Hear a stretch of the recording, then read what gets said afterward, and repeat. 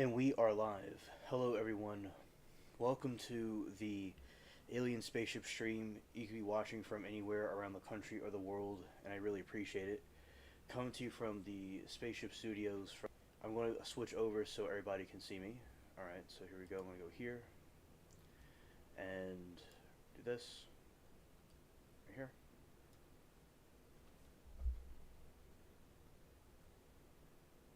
Okay.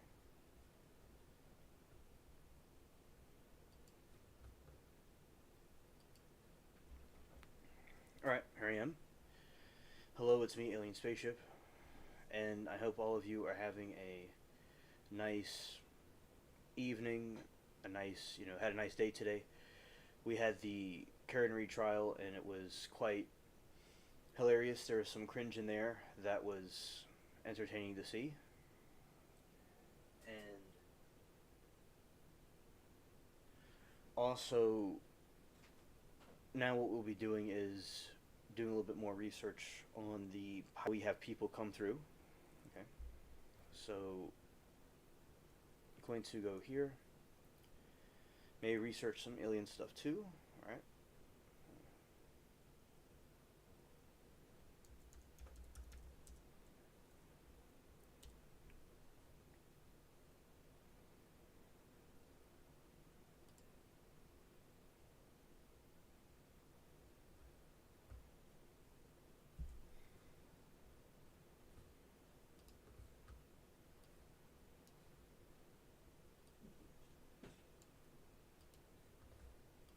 Also, want to say hello to Amy Lee.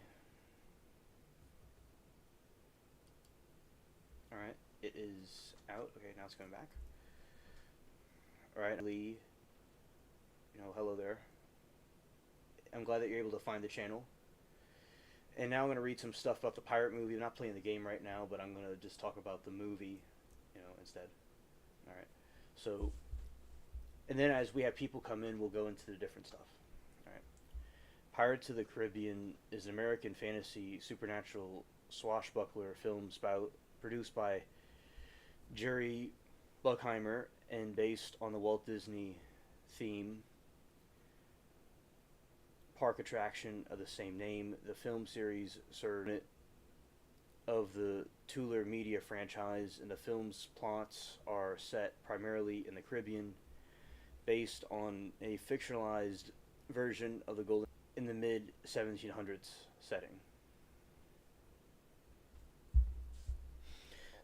The film's plot is based on the fictionalized version of the Golden Age of Piracy, 1650 to 1726, also leading the range of mid 1700s settings.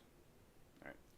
Directors of the series include Gore Verbinski, Rob Marshall, Joachim Roning, and Espen Sandberg.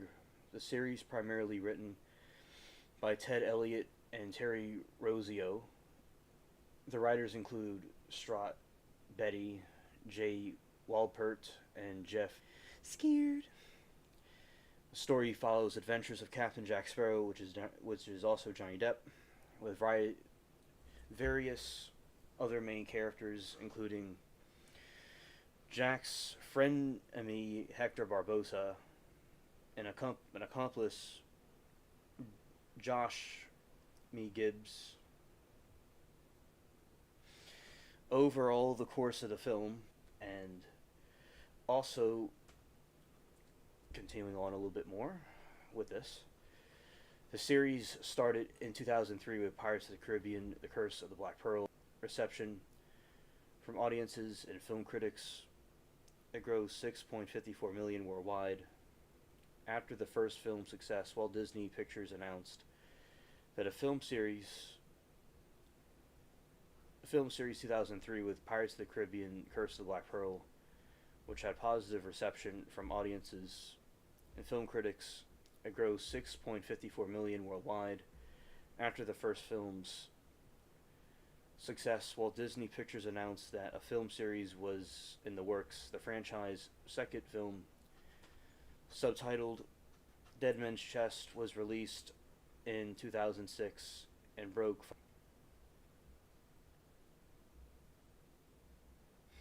Hello, Cecil. Good to see you. Welcome to the stream. I'm talking about the pirate movie. Let's talk about one in particular that I like the most.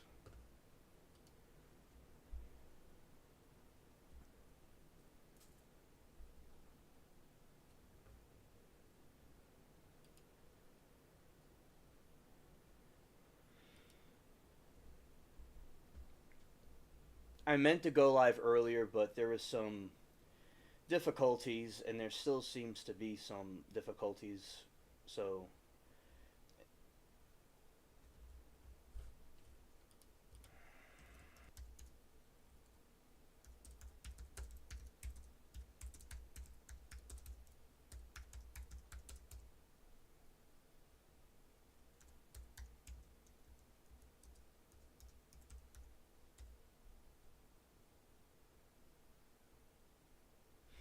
hello, Michael. Good to see you. We're talking about the pirate movie, but also whatever else y'all want to talk about. So, what did y'all think of the Karen Reed case today? I'm just curious.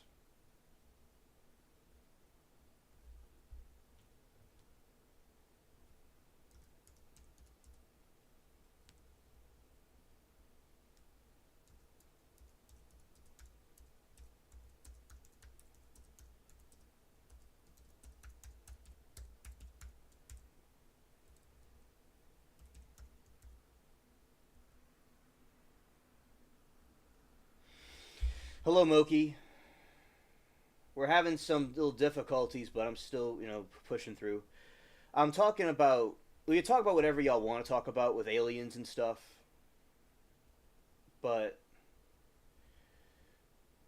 we don't need to talk about that necessarily with the Karen Reed. I understand it's kind of annoying, but all right. I'm talking about one of the pirate movies, but also whatever else y'all want to talk about is okay with me too.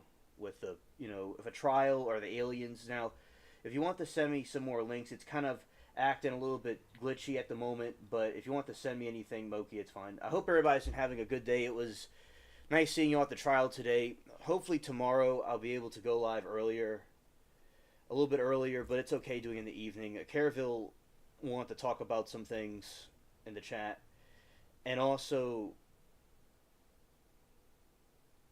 we had some. Okay, true crime. Yeah, it's been a little bit glitchy. It'll be glitchy a little bit, but we're hanging in there. So what that means is you'll be able to see a little bit of me. But yeah, today it's been a little bit glitchy, but we're working on it. But here I am.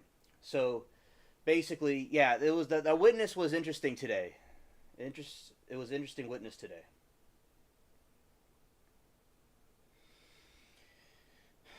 It was interesting, the he had like a goatee on his head and on his chin. Yes, he has a Timu degree, Tom. Yes, absolutely. Hello, Tom. Good to see you. Also, shout out to Amy Lee for telling me hello earlier. That was nice. And Moki, I hope that I think I may have the if you went to the pool or something. You haven't watched the case. Yeah, it was. I thought it was quite comical. Let's see. It's crazy. At least he was on fire. All right.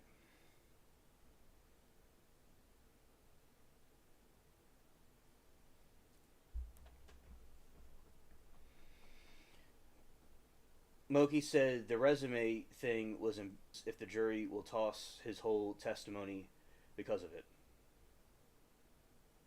Thank you, Moki, for your insight. Yeah. Yeah, we'll see. We'll see. It's just a pure clown show. He looked like something from a circus, and I've been to the circus where they had legitimate clowns. Yeah, definitely something from a circus today. Yeah. So,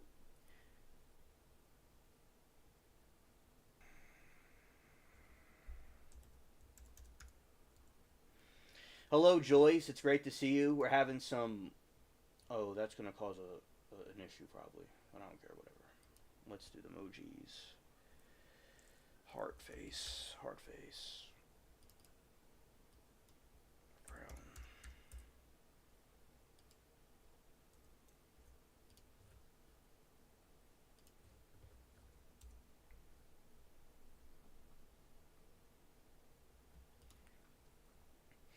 Yeah, hello, Joyce. I hope everything's been going well with you and your family. Everything's been going good. And talking about one of the pirate movies right now, but we're also having an. And Tom, it's good to see you, buddy. Said if y'all could hear me, there will be probably buffering, most likely. Just most likely. Anyway, Pirates of the Caribbean: Dead Man's Chest is a 2006 American fantasy swashbuckler film directed by Gore Verbinski, written by Ted Elliott and Terry Rossio, and produced by Jerry Buckheimer. The sequel, Pirates of the Caribbean: Curse of the Black Pearl 2003, is the second installment of the Pirates of the Caribbean film series. It is set year and film follows the captain. The set film follows Captain Jack Sparrow, who owes debt to Davy Jones. That's a conspiracy theory, too, so with the Flying Dutchman, it's a conspiracy theory that there's this haunted ship that collects the souls of those that passed away at sea. By a certain illusion, optical illusion, when a ship's on the horizon, it looks like it's thought, but there's still a conspiracy theory around Captain Jack. I mean, not Captain Jack Sparrow, but by the flying. I'm playing the game at the moment, but I'm just reading about the movie. And then we, have a variety of different other things too. We'll talk about whatever. And also, y'all want to talk about something? Well, I'll be glad to look it up. And Michael says, I think we'll see a motion tomorrow to strike not only Shannon's testimony, but to remove the next witness from aperture. Defense is prevailing, and they aren't even up yet. All right, thanks, chat, for the inside facts. All right. Scared. And being marked for the deletion to persuade the Kraken. Meanwhile,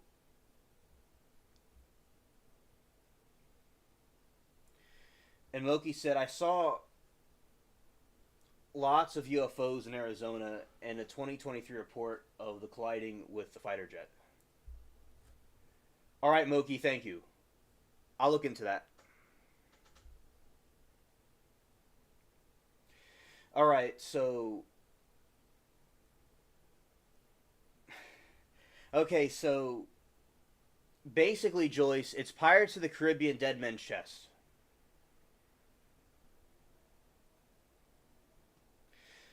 Pirates of the Caribbean: Dead Man's Chest. All right. Being marked with death, so he had a death mark on him, which attracts the Kraken. Meanwhile, the wedding of Will Turner and Elizabeth Swann is interrupted by Lord Cutler Beckett, and who wants Turner to acquire the magical compass from Jack. So basically, they want this chest to be able to control the sea. That's why.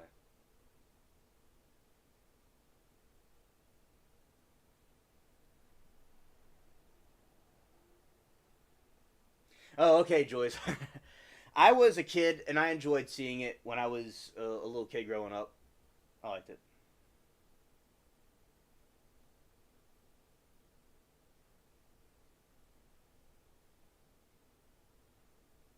All right, Moki, thank you. Thank you. And as I said, we'll do it. I don't mind looking up for y'all this time and doing it another time. We could do it 2 times in a row. Whatever, I don't mind doing it for another audience that will come later. Because I understand, earlier I could have done a live, but I had to fix some things. But thank you, Moki. We'll look into that. Now, Moki, there's a conspiracy theory that the UFO could be an organism, like those flying jellyfish things. Those flying jellyfish things you see, they could be some sort of organism of some type.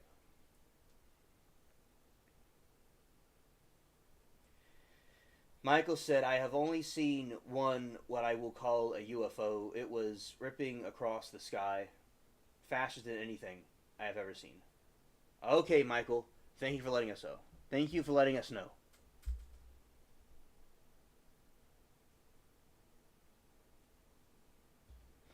I didn't watch everything, but most cross was it was so bad besides the CV thing. Ah, okay. Yeah, I understand, Moki. You didn't see all of it.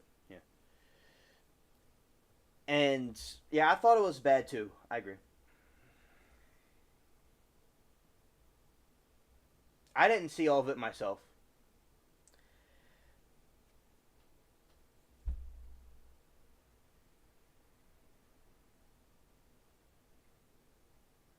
Oh, I know, Joy. So let's focus on something else. Scared.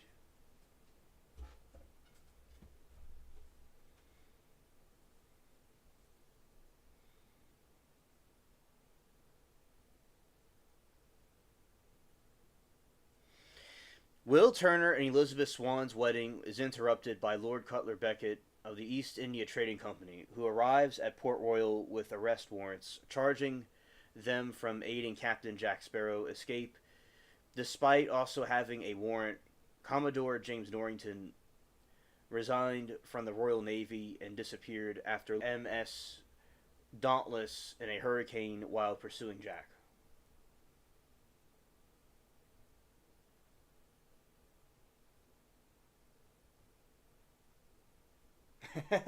Hilarious, ladies. Hilarious. Scared.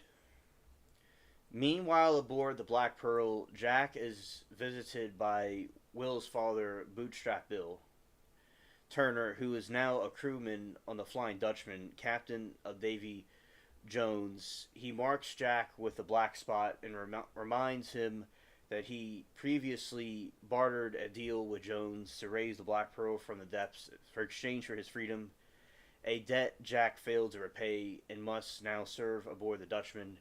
He will be dragged into Davy Jones' locker by the Kraken, meanwhile revealing letters of marque intended for Jack signed by King George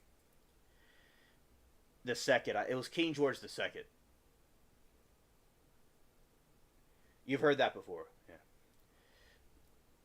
And you see, hello Remy, it's great to see you. I hope you're having a good nighttime where you are. Moki said I read something today that Area 51 craft was a time machine. That makes sense, Moki. That's a possible. Definitely. Scared.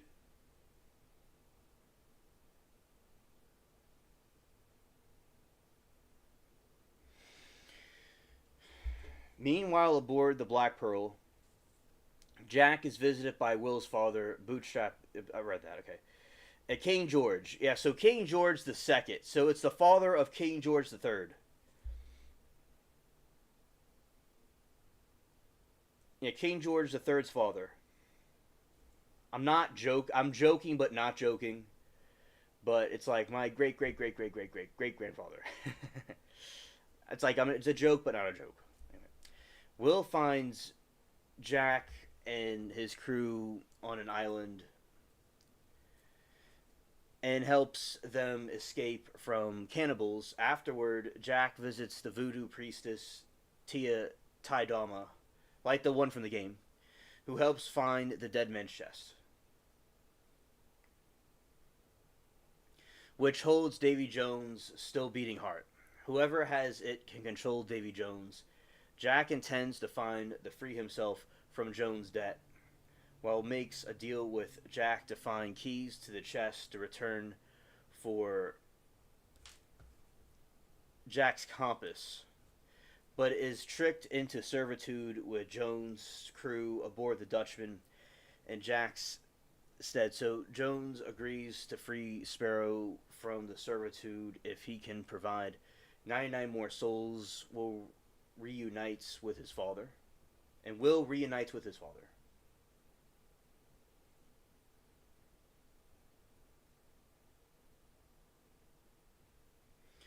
So basically, his father was on board the Flying Dutchman, forced to be there, and then he was able to meet him on there.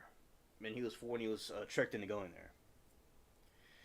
Jack, and then whoever controls Davy Jones controls the sea. So they have to have his heart to control the ocean and control all the waters. Jack intends to find it and free himself from Jones' debt. Will makes a deal with Jack to find the key to the chest in return for Jack's compass, but is tricked into servitude with Jones' crew aboard the Dutchman and Jack's stead. Jones agreed to free Sparrow. He can provide 99 more souls. All right, Joyce. Thanks for being here for a little bit. Have a good night. See you again soon. Frees Jack Sparrow from servitude. If he can provide 99 more souls, will reunite with his father, Bootstrap Bill, aboard the Dutchman, and learns that Jones possesses the key through Liar's Dice. Will escapes with the key and climbs aboard the Edinburgh trader Jones. Jones then summons the Kraken and sinks the ship, but Will manages to escape.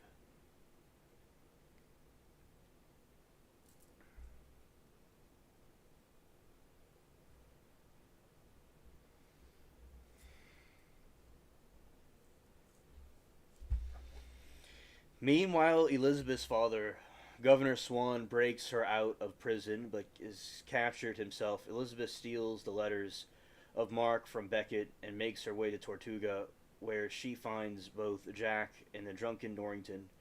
Jack using his compass to find parties arrive on the Isla Cruces.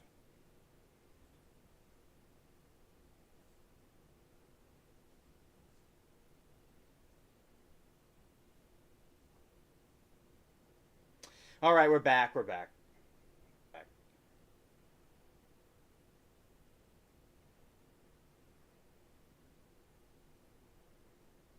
In the Isla Cruces, buried. So the Tortuga, where she finds Jack and drunk to trick Elizabeth into using his compass to find Jones' chest, where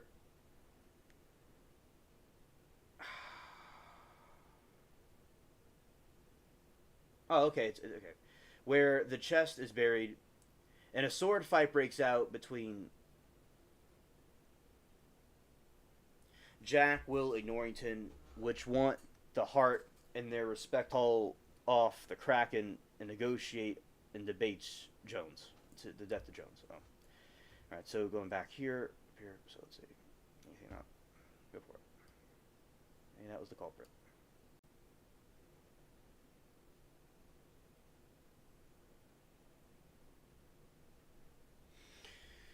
Meanwhile, Elizabeth's father, Governor Swan, the heart, who all want the heart respective goals. Jack wants to call off the Kraken and negotiate this debt to Jones. Will wants to release his father from the Dutchman, and Norrington intends to regain his life as a Navy officer. Norrington secretly steals the heart of the letters of Mark and the chaos before running off and pretending to lure away the Dutchman crew. The Kraken attack the Black Pearl, most of the crew, and destroying all but one of the Pearl's lifeboats. Jack uses a boat to flee the battle briefly, but returns to help wound of the Kraken with a net full of gunpowder and rum. So what happens is they go to this island where they have this chest. They get the chest, and then there's this they go to this island where they have this chest, and then they leave and they have another fight in the sea, kind of like what my game does. And they had a big fight with the Kraken, which is this giant squid. There's conspiracy theories about the Kraken being real. There's giant squid. And another thing that occurred was they took a bunch of rum and they put it in this net and the gunpowder, and they hit it, and bam, it exploded like a big bomb. So that's basically what happened, and the island was called the Isla Cruces. All right. Jack orders survivors to abandon ship, but Elizabeth realizes the Kraken only wants Jack. Elizabeth tricks Jack by chaining him to the mast, so the crew scared. So the drags the Pearl to the depths.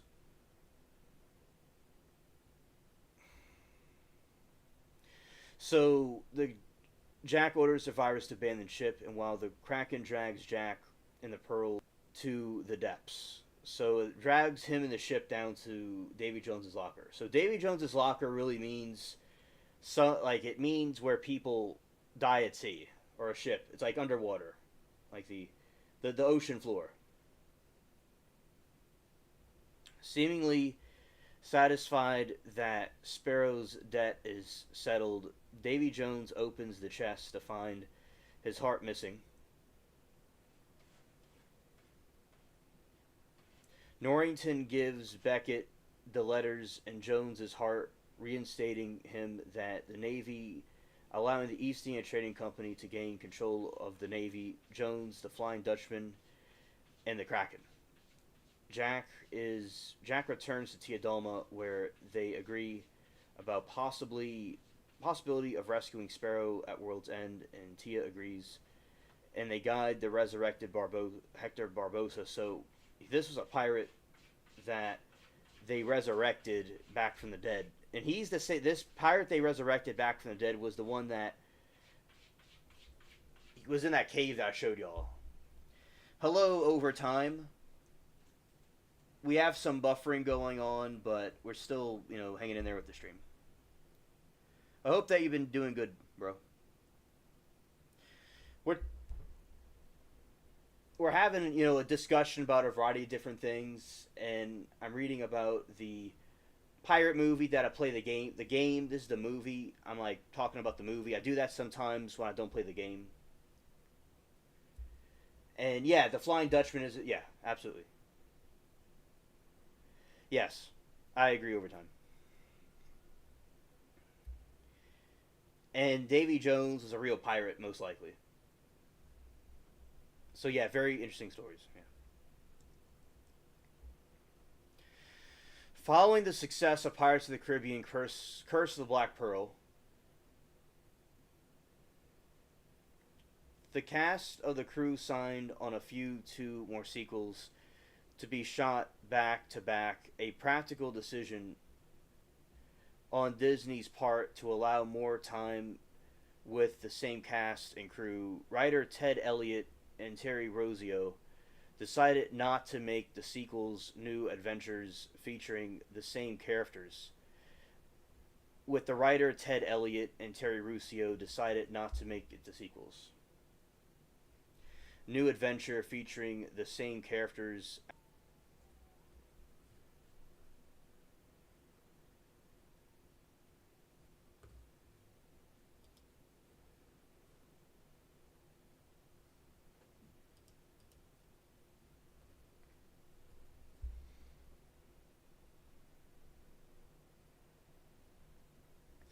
This is the part of the development.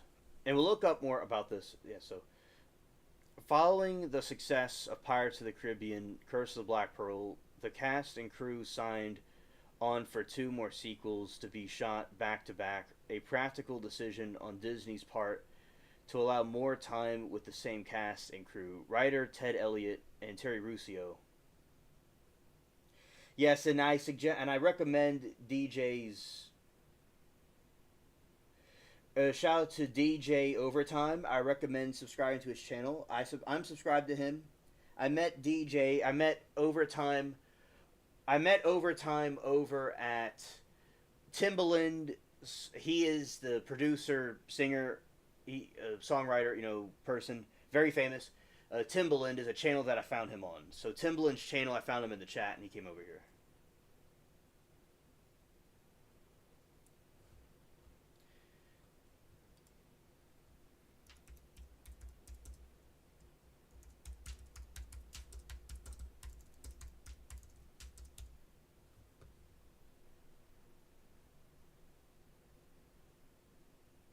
DJ, that Overtime, that's good. That's good you're doing that. I need to get my back done.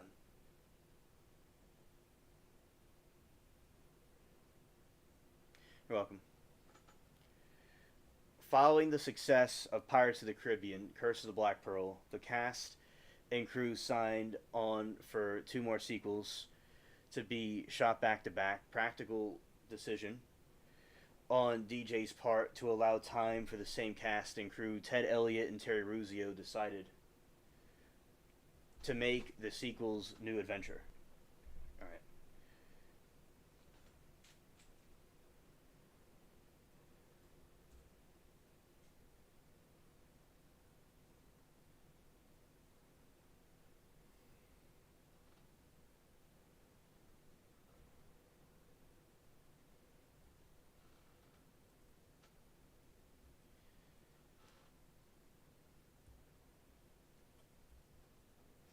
Hello, Regina. We're having it might be buffering a little bit, but we're hanging in there.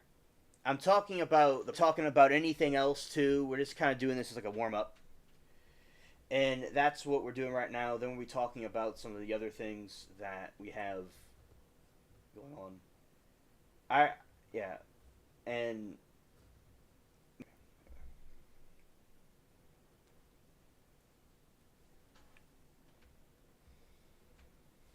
Moki said I saw they are casting. Moki said I saw they're casting the next Hunger Games movie about. Hey Mitch, I read the book. Oh, that's really cool. Oh yeah, there's a new Hunger Games movie. Oh, I like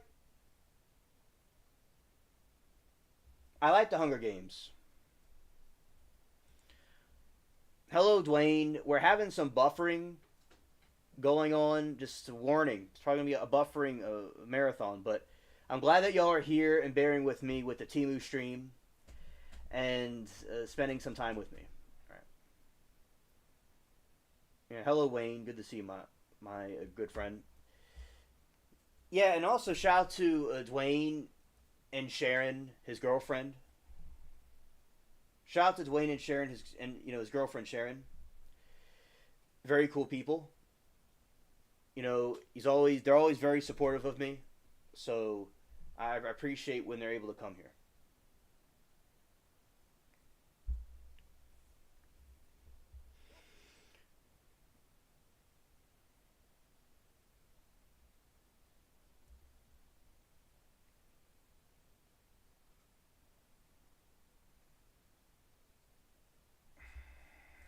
Hello, Eugene.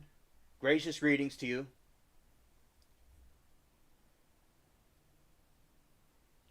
And then Moki says, I watched one of the stabbing trial today. Defense is up, and it was very sad. Oh, yeah, it's a very tragic case. Yes.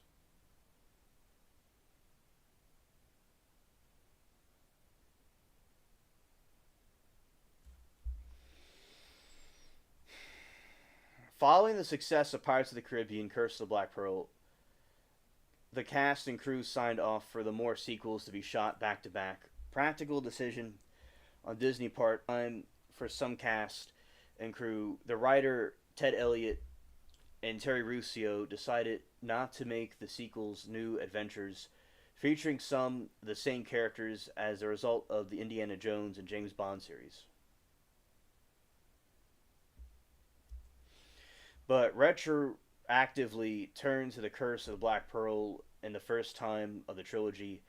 They wanted to explore the reality of which would happen after Will Turner and Elizabeth Swann's embrace to the end of the first film, initially considered The Fountain of Youth, is at the plot device.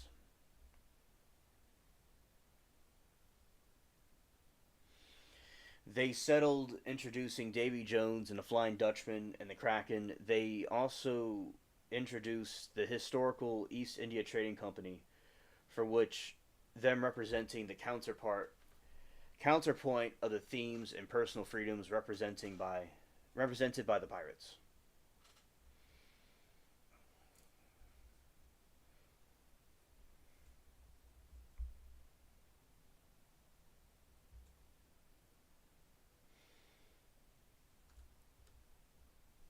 Planning began in 2004 in June. The production was much larger than The Curse of the Black Pearl, which was shot on the location in St. Vincent. This time, the sequels would require a fully working pearl built over the body of the Sunset, unglamorous craft, which once served as an oil derricks in the Gulf of Mexico constructed in Bayou LA in Louisiana. In the body, the sunset unglamorous craft once served as oil derricks in the Gulf of Mexico constructed in the Bayou in Alabama. By November, the script was still unfinished, as the writers did not want the director Gore Verbinski and producer Jerry Buckheimer to compromise what they have written. So Verbinski wrote with James Bryket to the storyboard major sequences without the need of a script, while Elliott and Rosio wrote preparatory script.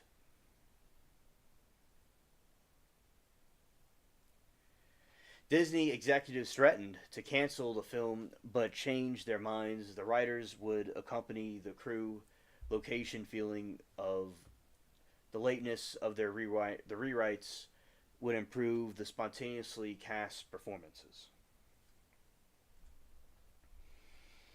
Moki says Mikey B was flirting with Alien today because he thought Hans was a chick. It was hilarious. Oh yeah. All right. So this is a story time, and if something, anything could cut out because of the Timu stream might cut out, but here we go. It's a story time. So yeah, Alien news updates. Facts. All right. Facts. And everyone thinks Alien is a girl, and they think Remy is a boy and I'm a girl. Scared.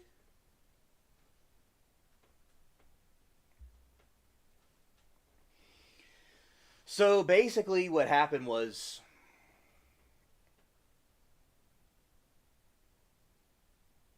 today was, okay, we're back. And it went out. Hello, Gloria. Great to see you.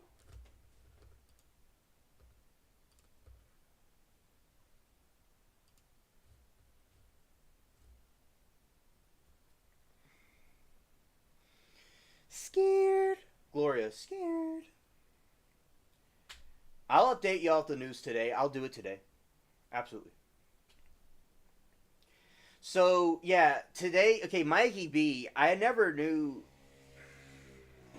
With Mikey B, I never knew that he didn't know I was not a dude. I never knew that.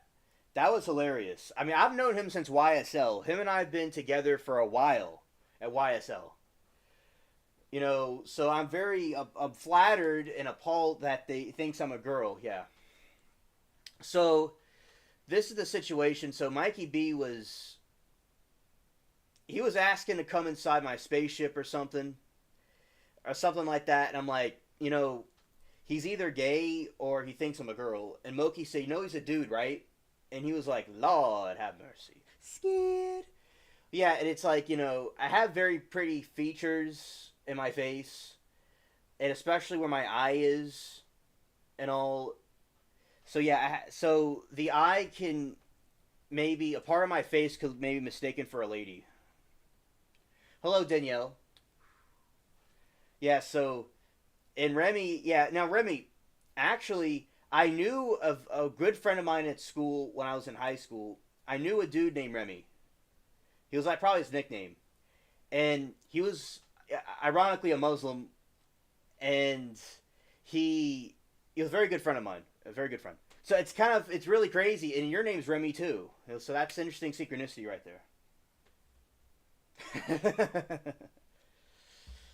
Hello, my man, Matt, MR. He's in chat. Scared.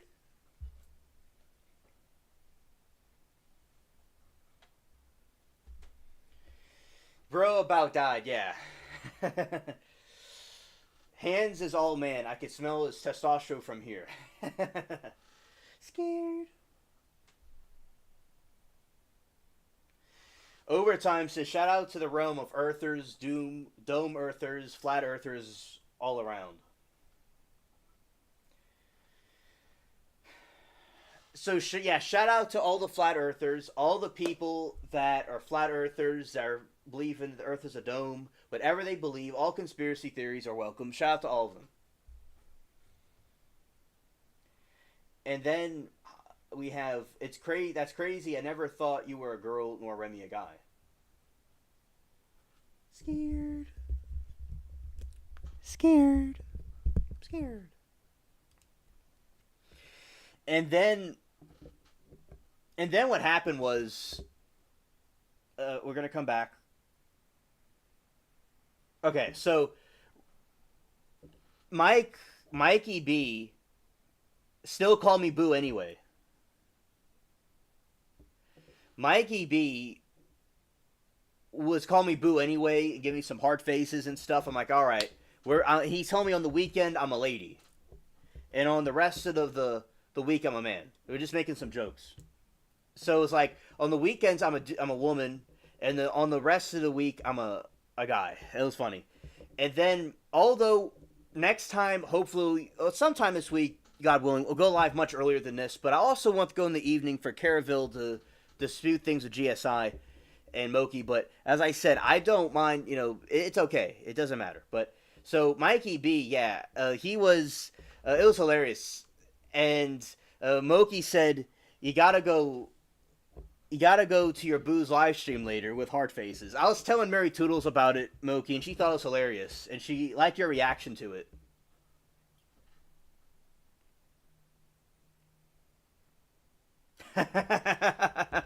It can cross borders. Oh, look at this man. We got facts. That's hilarious.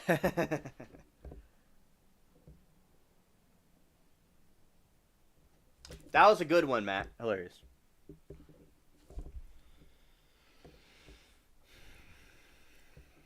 Principal photography began on February 28, 2005 in Palos Venderas, beginning with Elizabeth ruined wedding day and Cutler's introduction. Rocio and Elliot had him arrive at the shore on a boat while sitting on the horse standing in the boat, which is quite epic. Hello, Bill Fisher. We're having some buffering turbulence, but we're still hanging in there.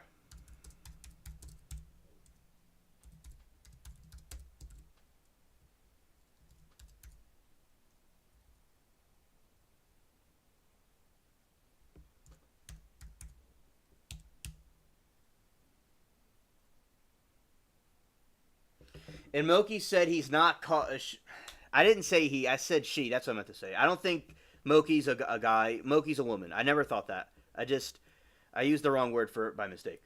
So Moki's saying that she is not going to be upset if Caraville says his facts. I love Caraville. He's a wise teacher. Thank you, DJ. DJ says, good evening to the chat. Hit like and sub to our humble host, Alien Spaceship. Thank you. All right. Wayne says, okay, chat, you guys stay cool. My grandboys tired me out this week, and Grampy needs to nap. Take care, everybody. Alien, when Sharon call tonight, I'll tell her you said hello. Oh, thank you, Dwayne, so much. I love y'all. Have a great evening, Dwayne. Peace. Yeah, so yeah, DJ, thank you for that, for the shout out. Thank you.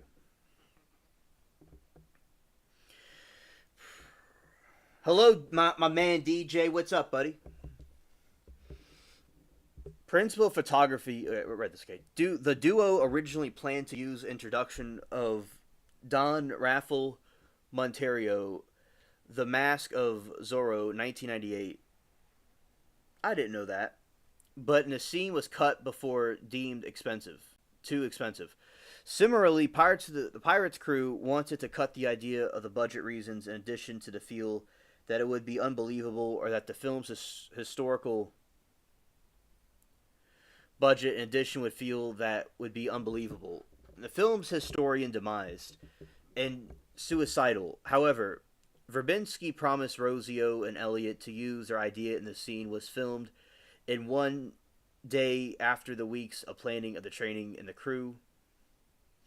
Spent the first shooting days at Walt Disney Studios in Los Angeles, including the interiors of the Black Pearl and Edinburgh, trading with Elizabeth Stowaway on before moving to St. Vincent.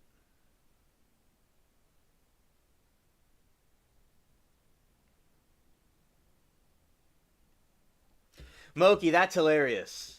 That was hilarious. I remember when that happened.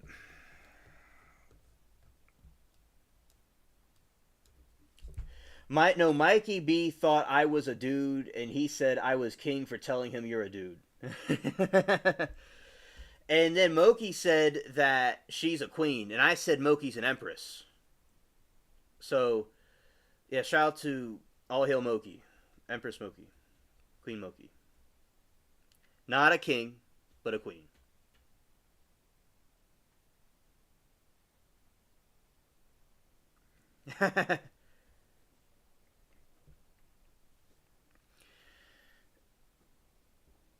Shoot the scene. Port Royal and Tortuga. Sets from the previous films were reused, having moved to St. Vincent scene, Port Royal and Tortuga. And they survived 3 hurricanes, although the main pier had been rebuilt. It had collapsed in November. The crew had atoll ships at their disposal to populate the backgrounds, which were painted differently on each side for economy. Mustard. Mustard. Mustard. Mustard.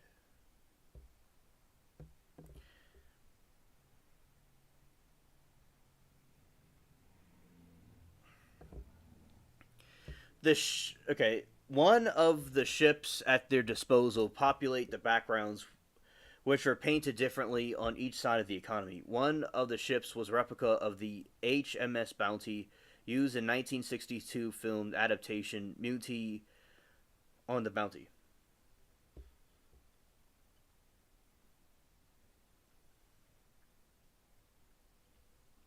Oh, that's hilarious, Danielle. Oh, bless you.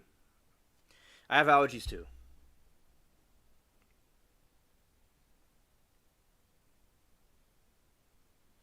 All right, Gam, thank you. He says, just drop by the show a little love. Shout out to you and the channel. Have a great stream. Okay, Gam, thank you. Thank you, sir. Have a good evening. All right. Shout out to Gam. Cool dude. Very creative. With his 3D prints he makes and paints. All right. On April 18, 2005, the crew began shooting at Dominica, a location Verbinski had selected as he felt it filtered a sense of remoteness he was looking for. On April 18, 2005, the crew began shooting at Dominica, a location Verbinski had selected as he felt it fitted the sense of remoteness as he was looking for. However, this was also a problem the Dominican government. You're welcome, Danielle.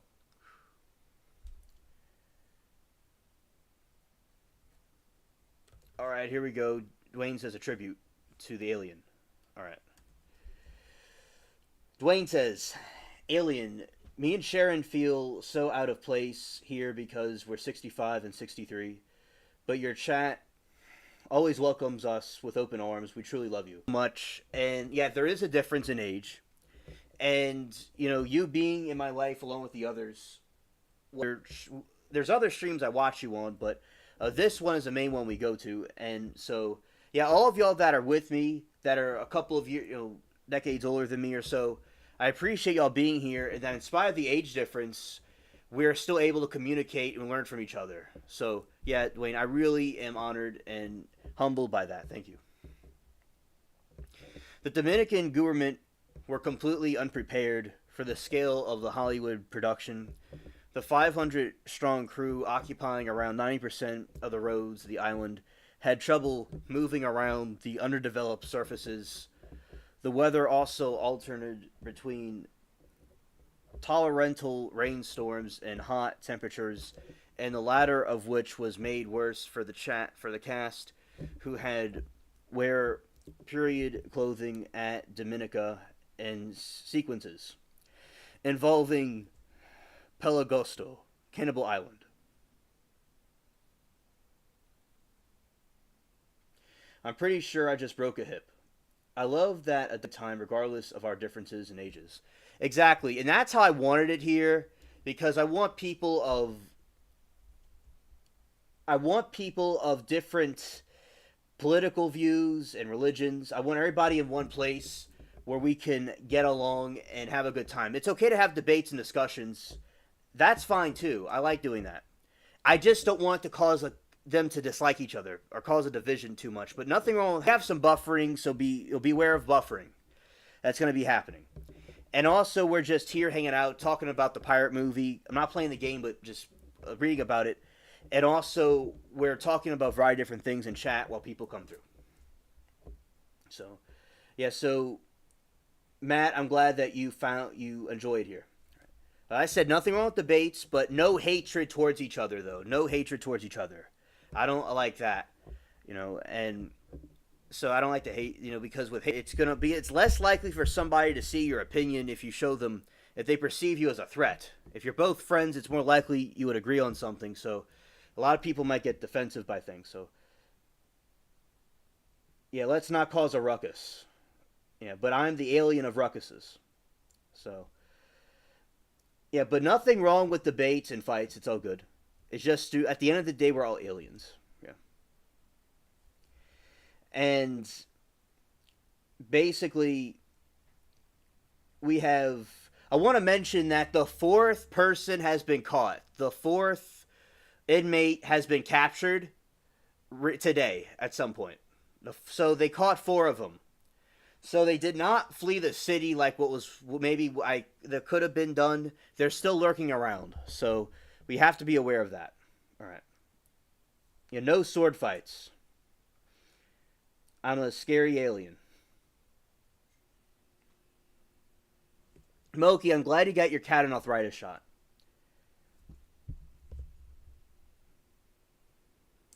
Amen to that, alien. Makes us feel so welcome via communication. And as I said, nothing wrong with debates. I just don't want people taking personal shots and having hatred. That's all. Having hatred. All right.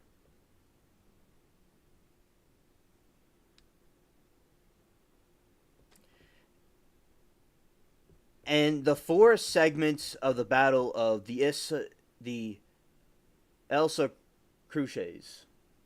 Okay, everyone, put your teeth in, grab your walker. It's time to party. Scared.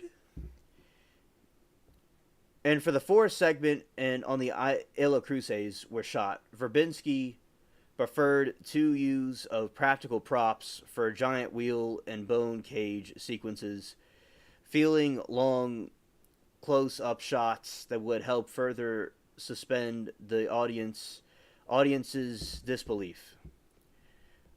Dominica was also used for the Tia Dalma's shack filming on the island concluded on May 26, 2005. The crew moved to a small island in Bahamas called Waikei for the beginning and the end of the Illa Cruces battle before the production took a break until the August, where Los Angeles and the interiors of the Flying Dutchman were shot.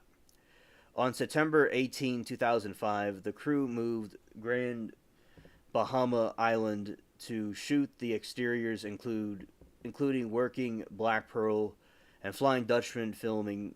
There was a 2 minutos period starting which in the fact that Tank had not actively been finished.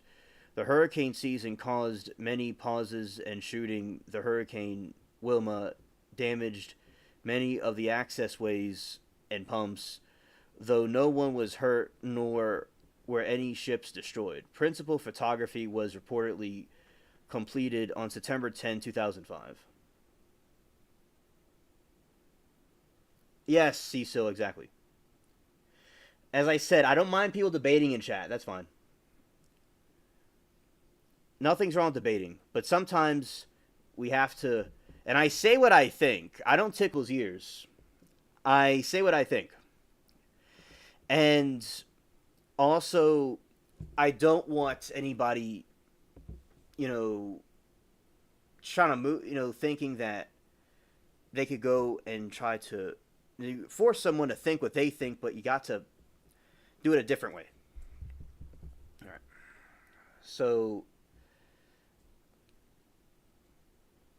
I just basically, enjoy this chat, and it's very good.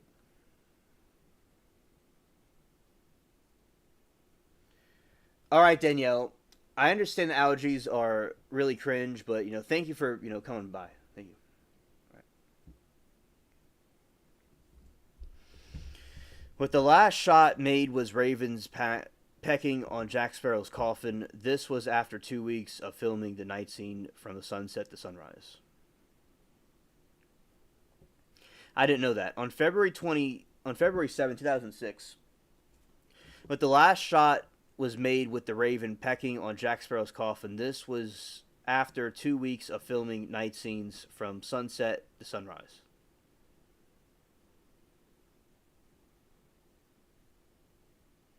Thank you, Matt. But we do sometimes talk about controversial things, but we do it with correctly. But thank you, Matt. I'm glad that you for the compliment. Thank you.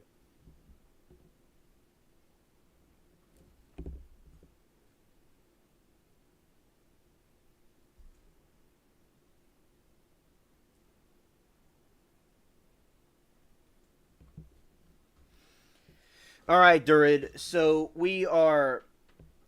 I'm kind of like just reading this while we have people come through, and we have a pretty decent crowd. Basically, what we're going to be talking about is like, stuff about some trials and things with like the update about New Orleans, the situation with that, and we're going to talk about some alien stuff. Yeah, some the UFO encounter. We'll talk. Well, firstly, we'll talk about the UFO thing with what Moki was talking about.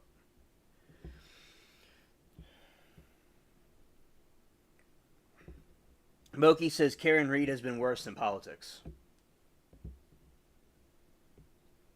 So, Moki, if you want to send me some links about the alien sighting with the in Arizona, I would appreciate it, and I'll pull it up.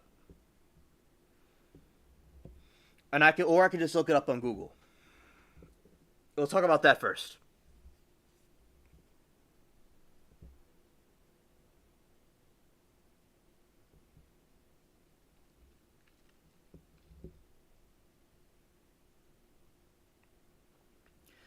The look of the Flying Dutchman was partially inspired by an old Dutch flyotist 17th century vessel which resembled Galileans and more specifically the Vasa, a massive Swedish warship which sank the Stockholm's harbor upon its maiden voyage in the 1628. The ship was salvaged in 1691 and 1961. However, the special museum of the Swedish captain with heavily ornamented stern, and the ship provided a rich foundation for the Rick Hendricks' wider, more fantastical design. I didn't know about that. That's something we could look into.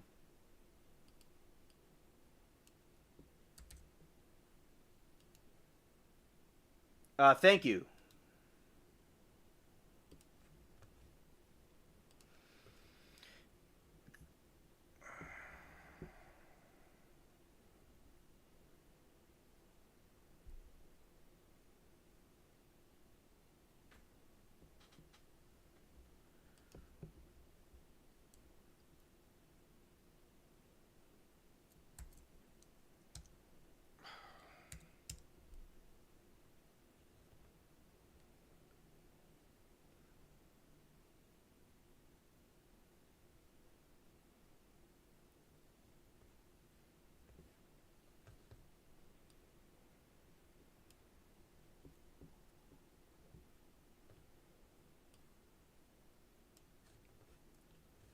Alrighty, here we go.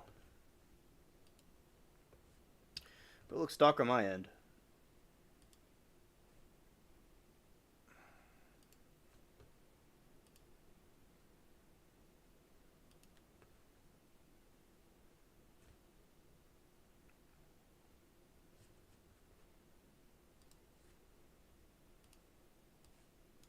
In Arizona, this is crazy. Does anyone know what's happening? This is out of control.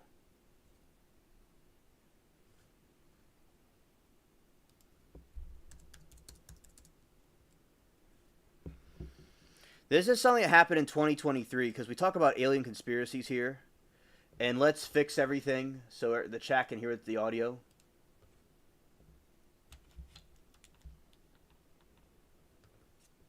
Alright. Here we go. Alright, hold on. Come on. Come back. Come back. 3.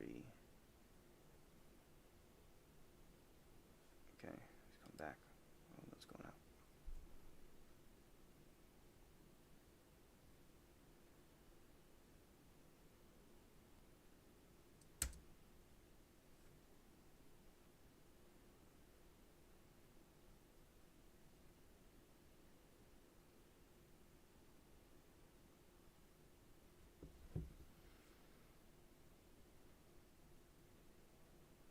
This is crazy.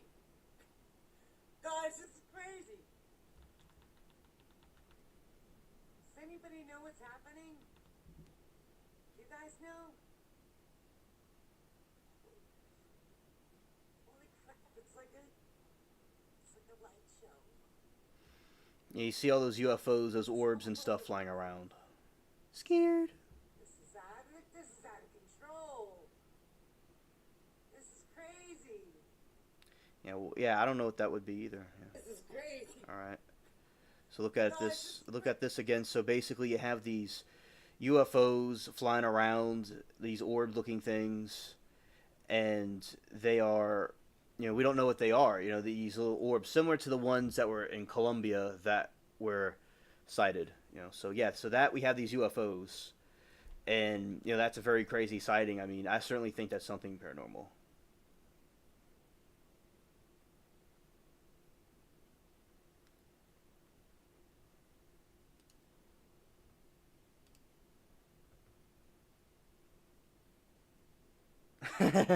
That's funny, Remy. That's funny.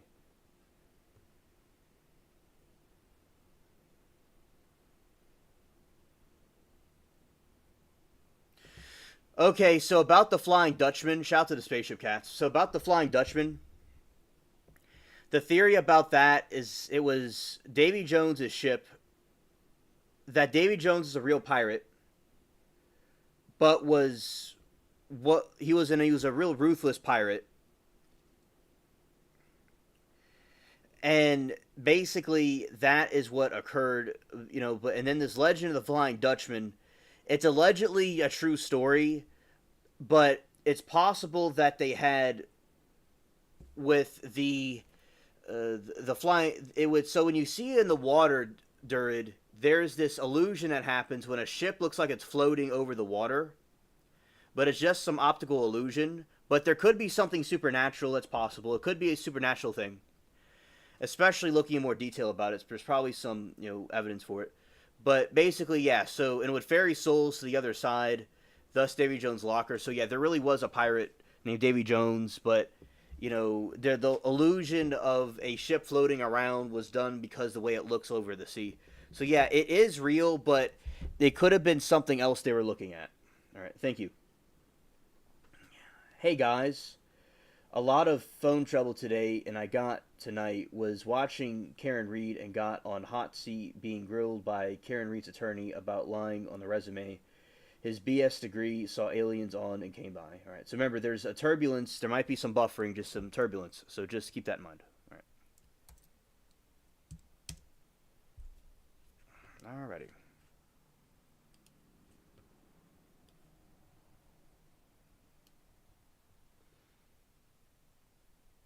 All right, this is a UFO jellyfish, allegedly.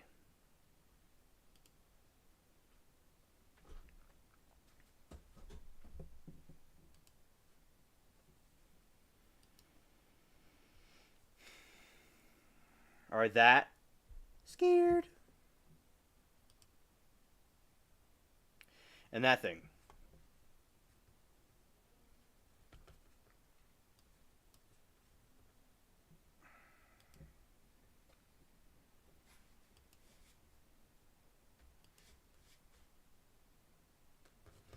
Okay.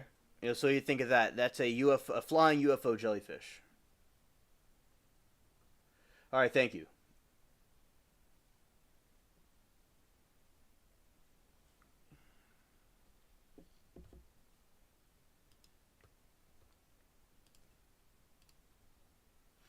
The fighter jet is a 2023 that the Arizona thing is now, I think. Okay, thank you.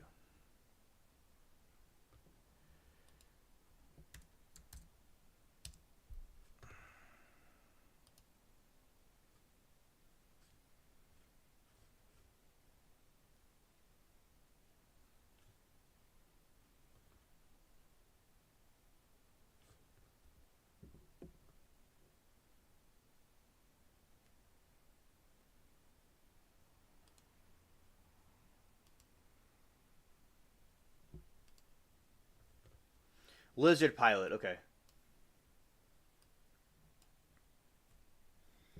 What Cecil says.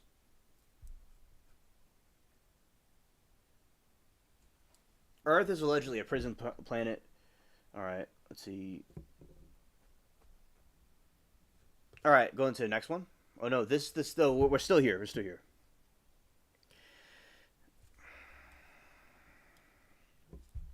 UFO hits 63 million fighter jet over Arizona. No one knows what it was.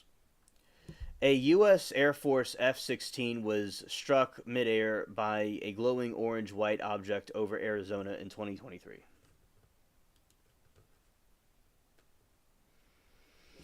It cracked the jet's canopy and grounded the plane. It was alone. The next day, pilots reported 3 more mysterious objects near the military training zones. Some fly in packs of up to 8 out of 775 airborne UFO incident reported since 2023. Only 49 had been officially closed. Officials say tech could be cartel operated drones, small, fast, nearby, untraceable.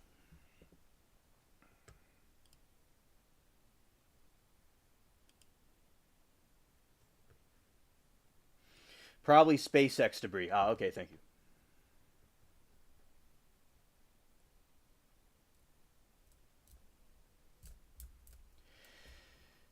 Perry Mason moment. Yes, yes.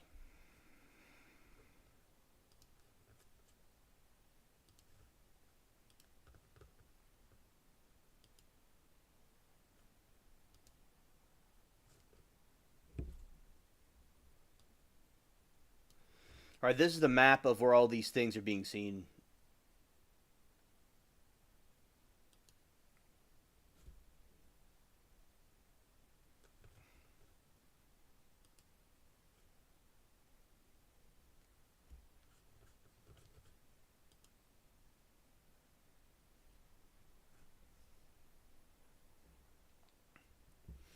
Moki said, "It ticks me off that the government is putting pilots at risk without informing them what is going on." Scared.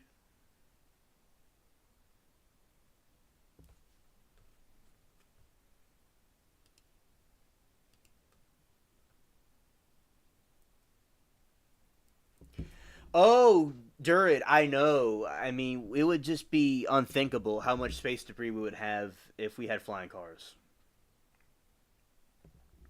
Yeah, space debris is certainly an issue. I really do agree with that. And I think that it's absolutely cringe what they do with the debris. And basically, they, with the space debris, it's all over the place. And with flying cars, I mean, imagine a car accident. Now, there's a Chinese vehicle that they're making a flying car, but it has a parachute on it if something bad happens. Thanks, Cecil. And Durid says, how much the flying car insurance would cost? Oh, scared. It would be catastrophic. It would be. I don't know if people would be able to afford that, man. Then again, it would weed out a lot of goofy people. Because as I said, if something happens in midair, you're gonna have some problems.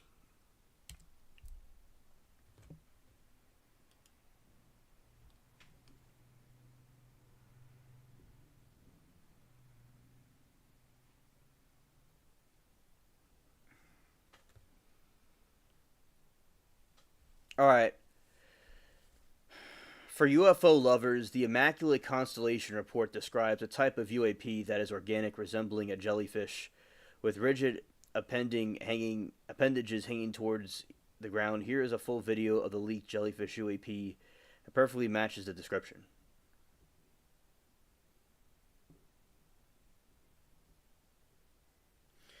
They are supposed to crash stuff at Point Nemo in the Pacific. Self-driving cars. Yeah, it would probably be a better idea because if people would make an error about that.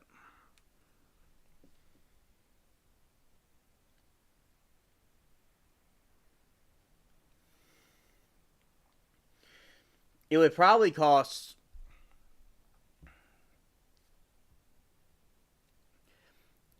Yeah, he probably could buy a Lamborghini with how much it would cost for insurance in the sky. Durid, we agree. I agree with you. I don't think that humanity needs a flying vehicle. I do agree. We do not. I don't know. It's like I don't understand what the purpose of that is. It's like you maybe it would work in some situations, but it doesn't make any sense. If you're going to go fly a car to the grocery store, it doesn't make any sense.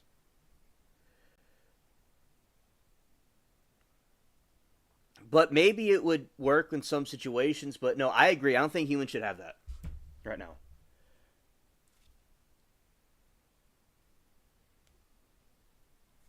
They're supposed to be here already.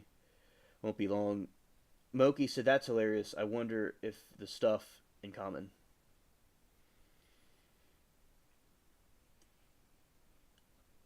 We used to have drone group here in Nellis AFB, but they moved them somewhere else in the early 2000s.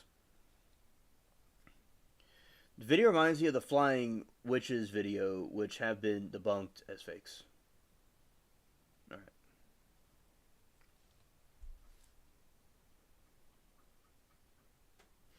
Humanity isn't ready for the internet. Yep.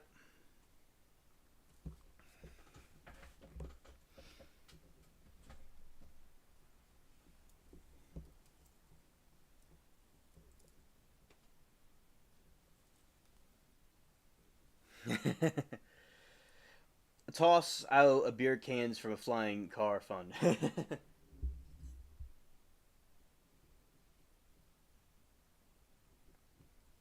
All right. Imagine all the first drivers just getting their first cars and high school kids just getting their car pilot license.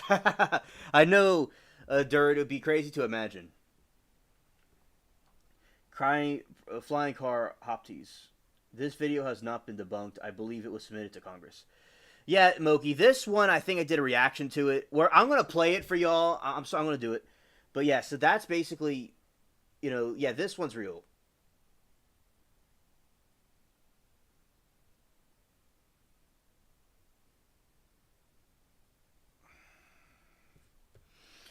For UFO lovers, the Immaculate Constellation Reports describes a type of UAP that is organic, resembling a jellyfish, with the rigid appending hanging toward. Here's a full version of the leaked video of UAP by the entirety thought. All right, so here we go.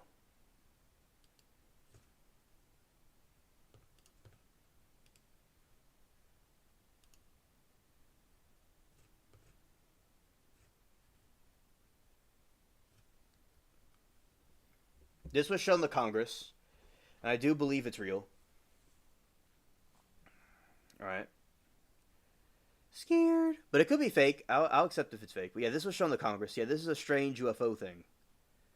What on earth are we doing? What is this? I'm scared.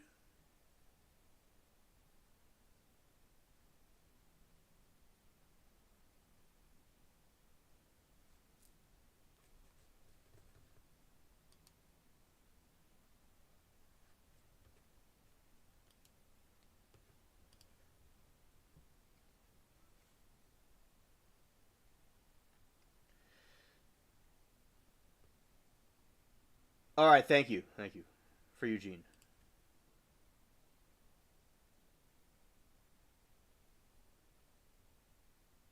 Yeah, where's the metadata? Yeah, exactly.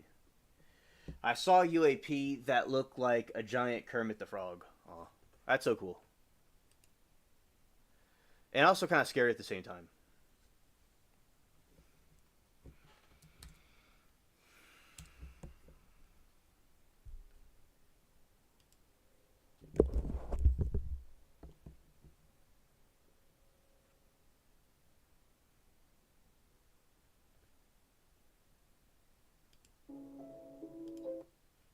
Copyright, we're not gonna. All right, so we're gonna read some description about this. Okay, so dear Cern, a recent ex whistleblower revealed you think there is at least 17 dimensions. If you're going to continue doing these weird experiments, you need to let us know and the world know why.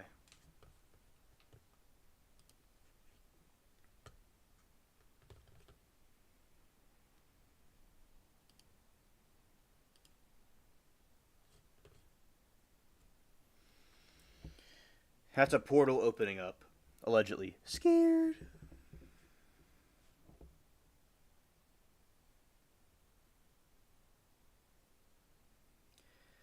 It's like we're not in a matrix. Scared.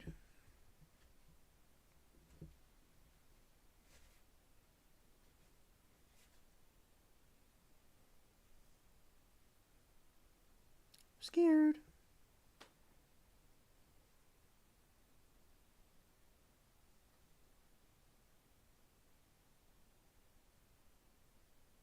Yeah, so that's it right there. You know, it looks like there's a portal opening right there. And you got that. Looks like it's going into something right there. All right. Here.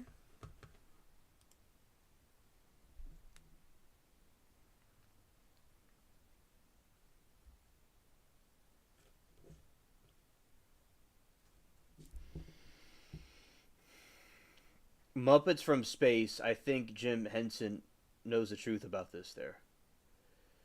And what I noticed that video is that it seems to have been shot in a desert, lots of sand. Yeah. That I looked more like an alien versus flying saucer. All right, I saw one that looked almost insta post. So I'm laughing. Muppets in Space talk about gunzo journalism. Yeah, demonic portal. I agree. I agree. Yeah, demon portals.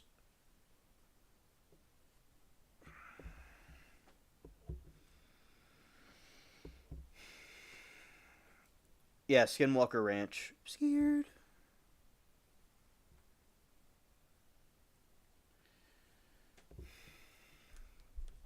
All right. Thank you, Moki, for the links.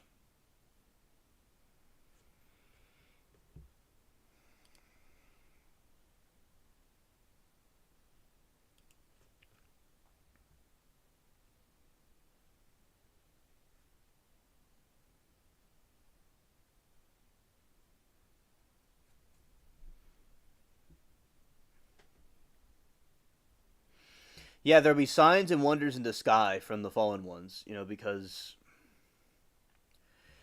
we know that say people don't have to be religious, but as religious, like say the Abrahamic faiths, that the end times will come and there will be these demonic things that will appear, and there's always false apparitions and things in the sky. So that is something that this is like. So Eugene, the signs and wonders in the sky to deceive the people of the earth. Also, people could argue Project Bluebeam also.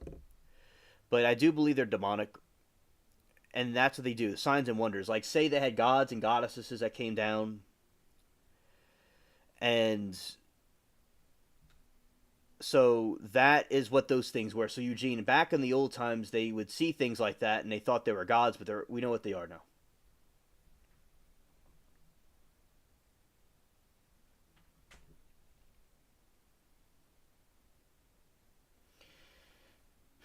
Yeah, shout out to Jim Henson.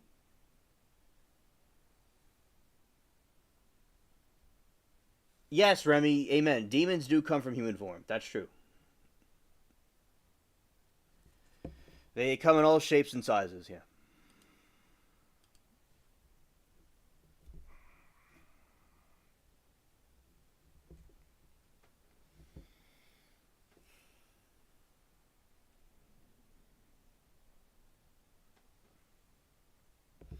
All right, Moki.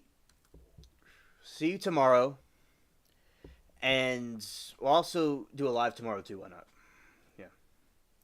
But of course, we're going to see Karen Reed in the trials first. But yeah, anyway. Good night, Moki. Thank you. I don't know Fragile Rock. I'll go look it up.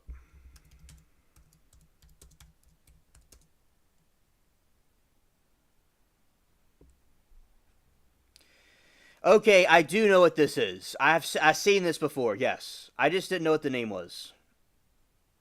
I have not seen this since I was a toddler. Yeah, I saw this before.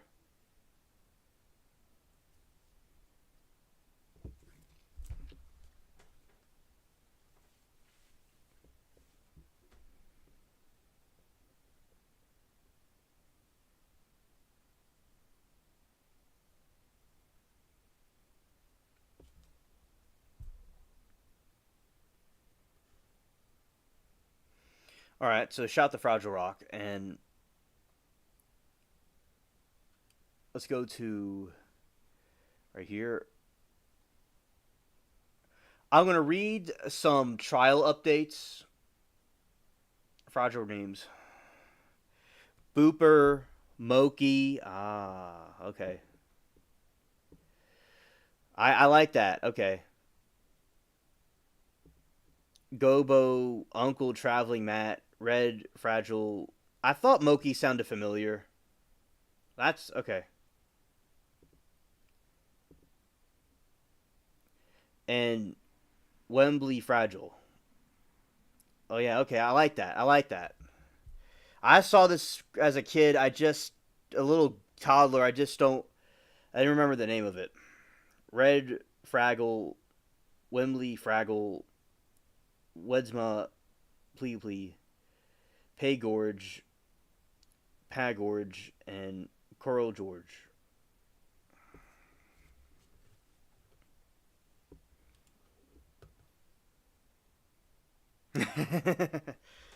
Yeah, Uncle Traveling Matt. Yes, that's what you are, Matt. Absolutely.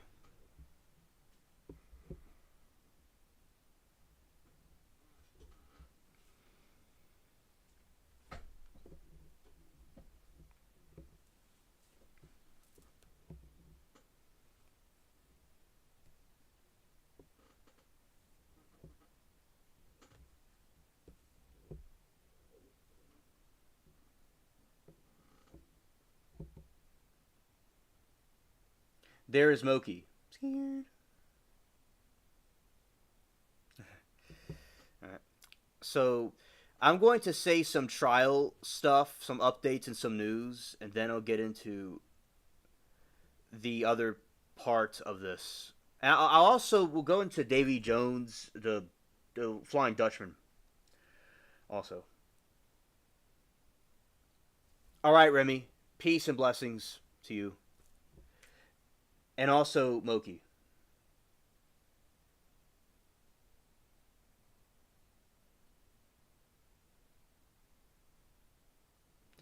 Oh, yeah, thanks, Moki. It's very sweet. Yeah, be blessed, Remy. Peace.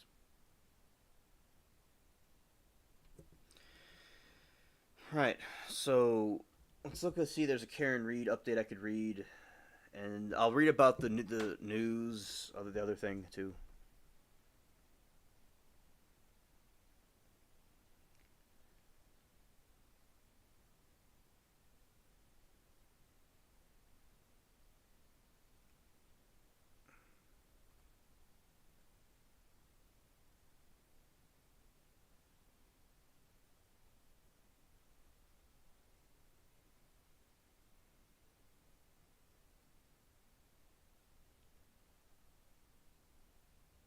Thanks, Remy. That means a lot to me. Thank you. All right. Yeah, how we doing today, Silver? Okay, we're gonna reload that. Ooh, it kind of went downhill a little bit. That's okay. All right, Karen Reed. To ourselves.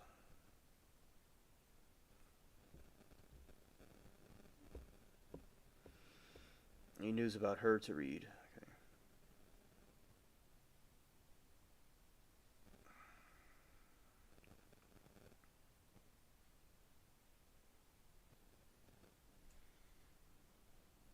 All right, here is the recap about the Karen Reed trial.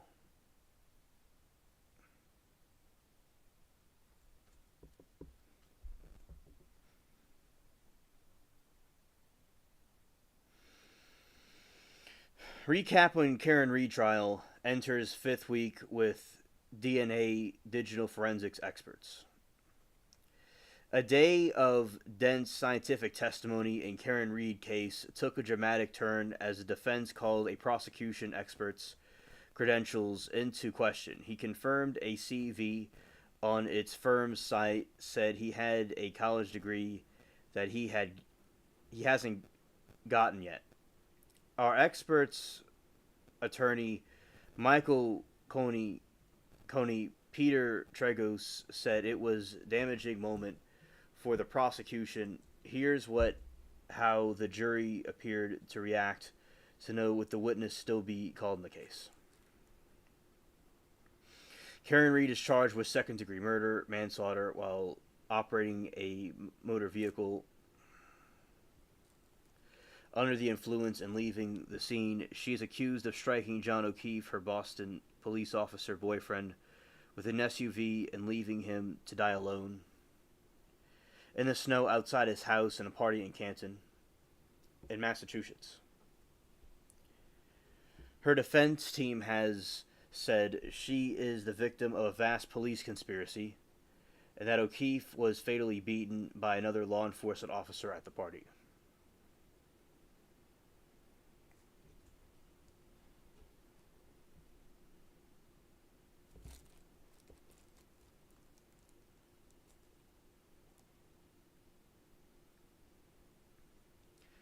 Week 5 of the Karen Reed murder trial got underway on Monday. Week 5 of the Karen Reed trial got underway on Monday after a difficult week full of graphic testimony. It was a full day of testimony with 2 DNA experts and digital forensics experts on the stand, cross-examination of the digital forensics experts. Shannon Burgess of the firm Aperture got dramatic with defense attorney, showing that Burgess had overstated his college education and professional CVs.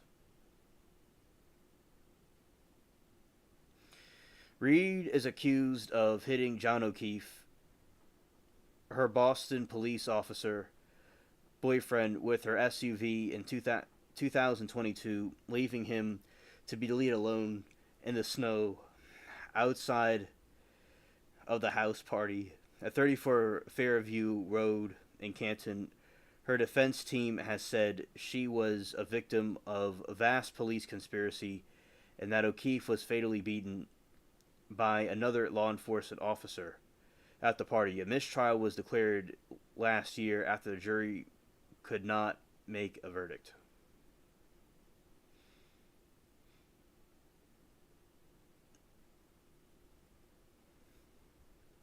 I'm scared. I'm scared.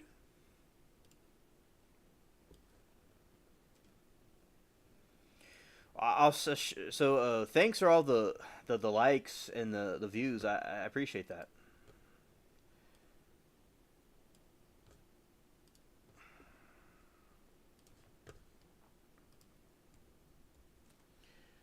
Correct. Involuntary manslaughter. Correct.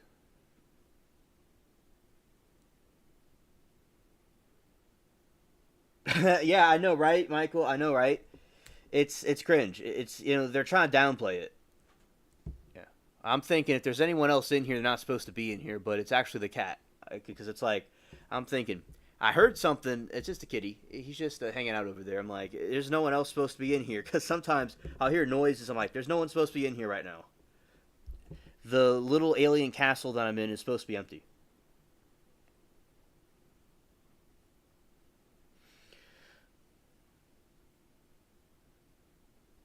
Thank you, Durid. Yes. Overstate. Yeah, okay. Recap of the Karen Reed enters fifth week, DNA digital forensic expert. What to know? Karen Reed is charged with a second degree murder, manslaughter, while operating a vehicle under the influence and leaving the scene. She is accused of striking John O'Keefe, her Boston police officer boyfriend, her SUV in a 2022 and leaving him to be deleted alone in the snow outside of a house party in Canton, Massachusetts. It seems like it, Durid. It seems like it. Her defense team has said she is the victim of a vast police conspiracy, that O'Keefe was fatally beaten by another law enforcement officer at the party.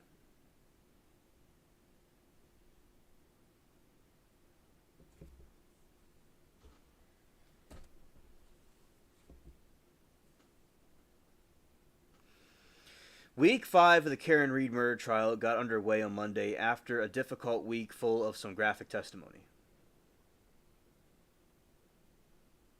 Week 5 of the Karen Reed trial got underway Monday after a difficult week of some graphic testimony.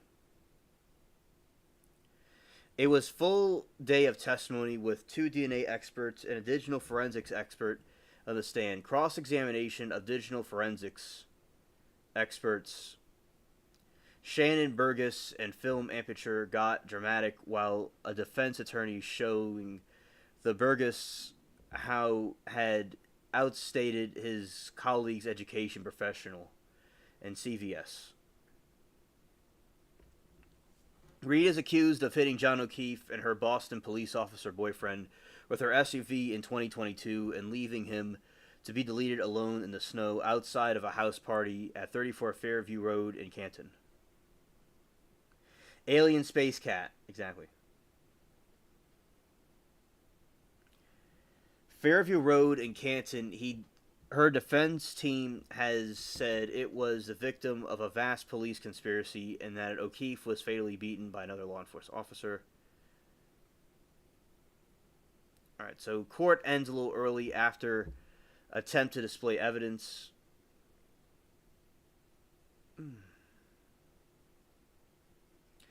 Court ends a little early after attempt to display evidence.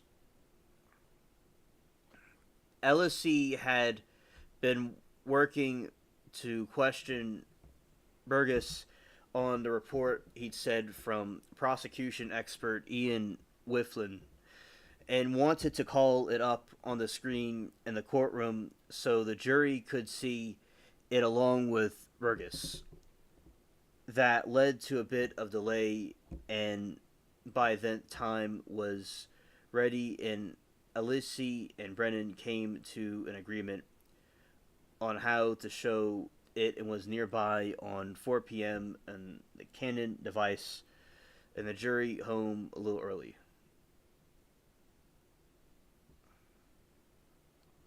Once the jurors left, she called the day before the lawyers as well.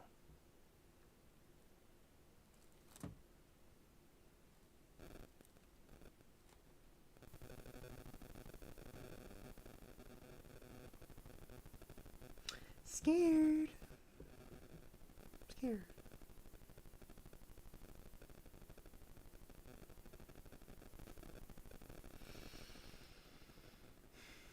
Many. So yeah, we have Susan A. All right. All jurors taking notes. All jurors are vigorously taking notes.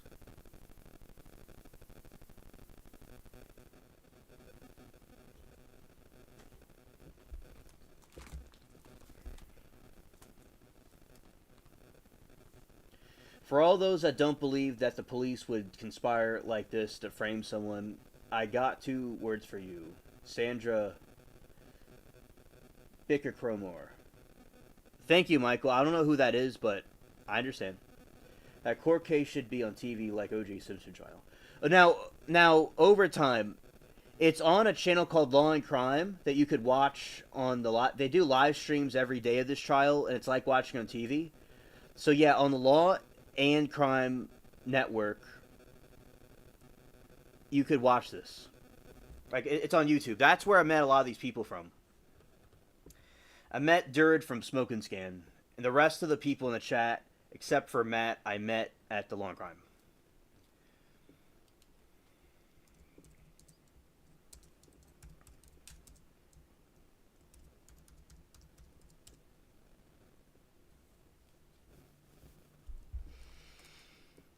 More questions in the analyst report. More questions in the analyst report.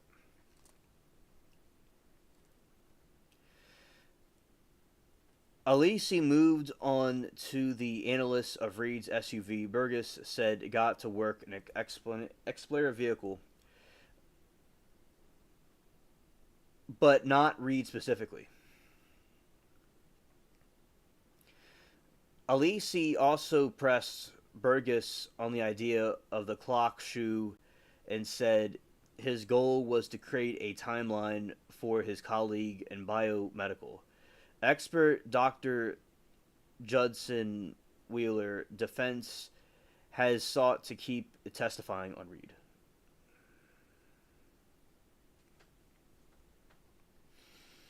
Bill said, I don't know which side to believe, but the scratchiness on O'Keefe's arm are suspicious. Oh, yeah, that's right. Regina and Matt and Eugene came from ABO.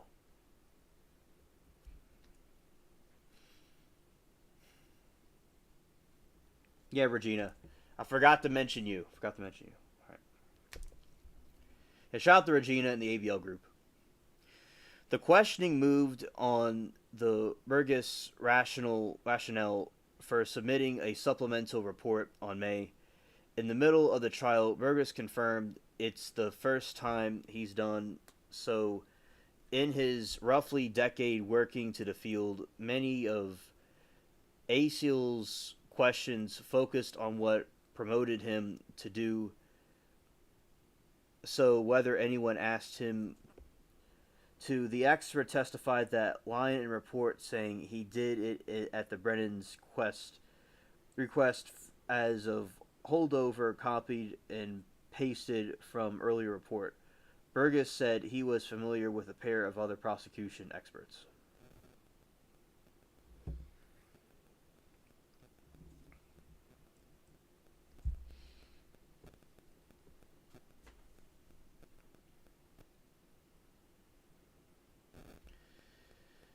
Michael said Sandra B was essayed by an MSP officer.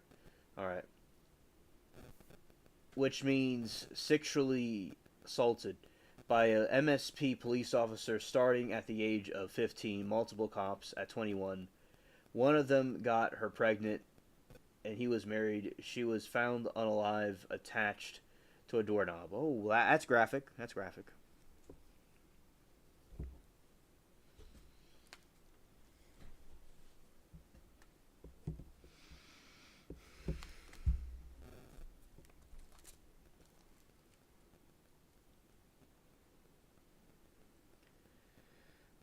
Understanding computer bytes and bits. Burgess confirmed that the part of the foundation for his proposal to analyze the case was based on the misunderstanding on the difference between computer bits and computer bytes. Both are units of data, but bytes consist of 8 bits. Burgess had said the proposal that an early report about Reed's SUV. Burgess has said on a proposal that an early report about Reed's SUV filed in the case misrepresenting the bits and the bytes, suggesting that the earlier analyst missed some data, but that turned out to be not the case. Michael said Kant's MSP investigation was self-done. FBI stepped in and arrested the boyfriend Comp from deleting someone, unaliving someone. For 4 of the cops involved that investigation are involved in Reed's case. Ah, okay, thank you.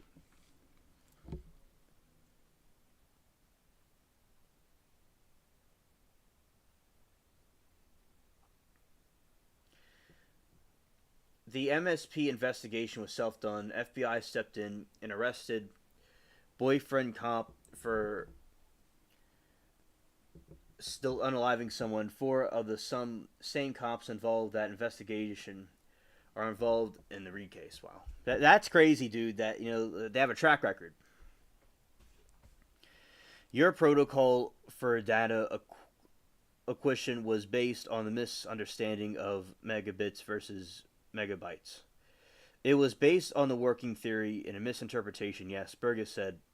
Later, ASSV asked if that the entire foundation of your proposal was based on a fundamental misunderstanding of bit and byte, and Burgess replied, not on the entire thing.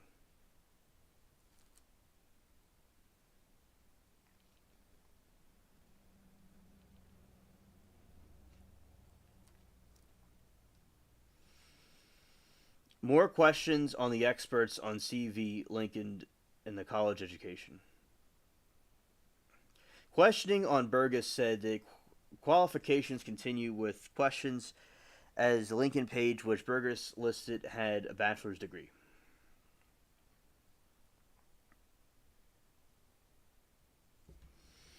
My understanding is that people look at the posts, not specifically your profile information.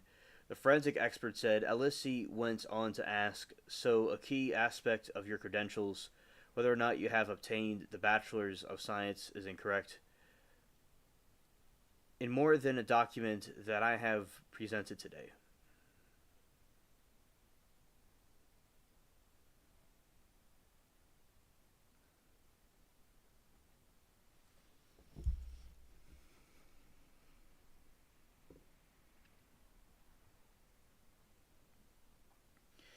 Michael says Trooper Garino cell phone downloader seemed to miss 34,000 text messages between the cop and Sandra. The FBI had no problem in finding them. Ah, that is strange. That is strange.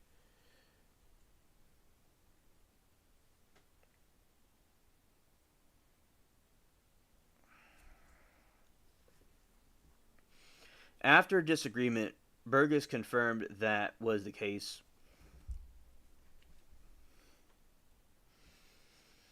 And he was shown a new CV stated that he got a degree in 2022. That is what the states. That is what it states, but there are a number of errors in that. Burgess said. One of the errors is that the university he listed doesn't offer a bachelor's in mathematics and business administration. It should have stated the bachelor's in general study with a minor. Nevertheless, Burgess confirmed that he doesn't have such a degree, an associate's degree obtained in 2015. He confirmed after telling ASSV he wasn't familiar with the term Metacity, that he's been pursuing the bachelor's degree for 17 years. ASSV went on to ask, are you familiar with the phrase academic honesty? I'm scared. Burgess said he was, and turned to Burgess report.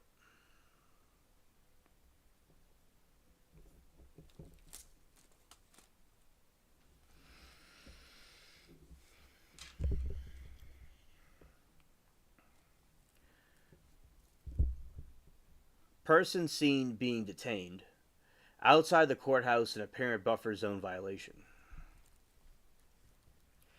An NBC 10 Boston photographer spotted a woman being detained by Massachusetts State Police troopers in the outside of Norfolk Superior Court. The woman appeared to have been detained over the buffer zone.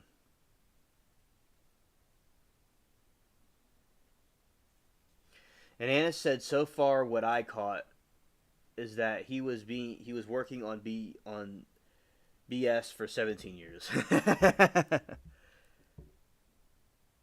scared.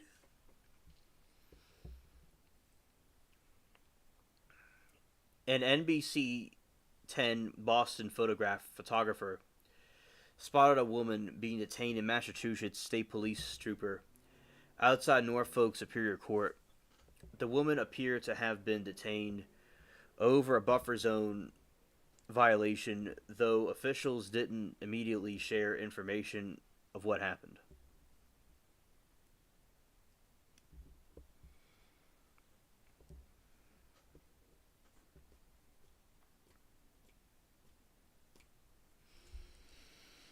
Burgess confirmed he doesn't have a bachelor's degree, though his CV said he does. This guy sounds like a buffoon. Ah, very good point, Durid.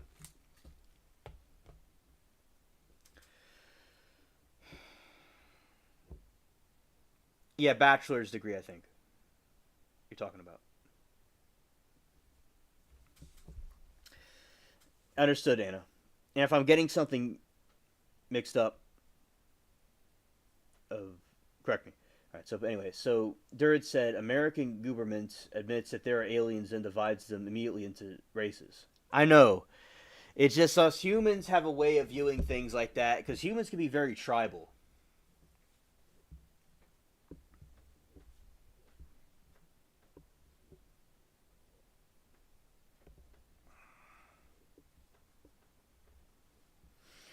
And also, basically, with this, because there are the Greys, there's the Manitids, and also the Nordic aliens and lizard aliens. That's what they allegedly are. And Yamoki sent us a video about that, and I showed it on the screen of the Greys, the Mantids, and the other ones too. Michael said this was the same woman that detained last week and was told by MSP officer to take her shirt off in public to go to jail. Yeah, wow, that's really crazy. That's really insane.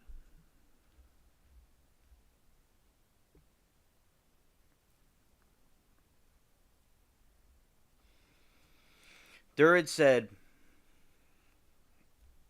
"What's your favorite alien species?"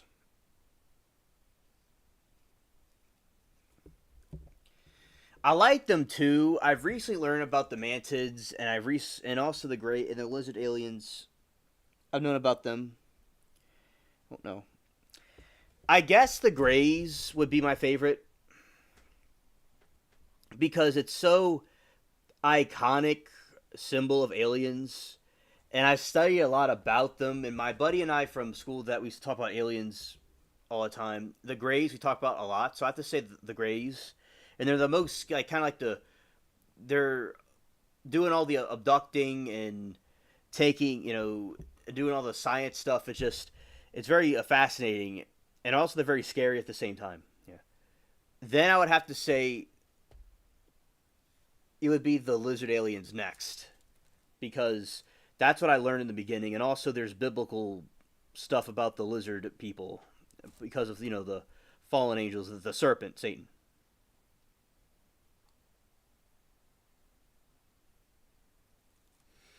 Yeah, fraud. I agree with fraud, Anna. If there's something else that could be put on them, I I don't know of, but I could think of fraud. Also, not sure anything else.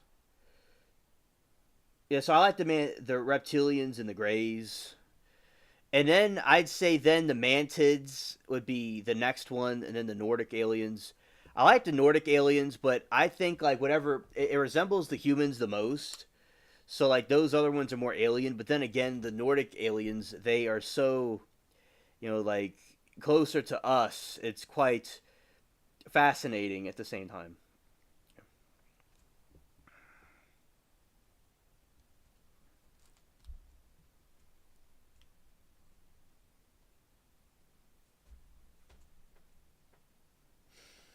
Anna said one. Yeah, I read that. Okay. Elise showed Shannon Burgess looks over to George Santos and says, "Watch this and hold my beer." Scared. Alisi shows Burgess several versions of his CV, vital and resumed by the detail, and show has not earned a bachelor's degree. Burgess confirmed doesn't saying he's currently pursuing one. That shows he has not earned a bachelor's degree. Burgess confirmed that he doesn't, saying he currently isn't pursuing one.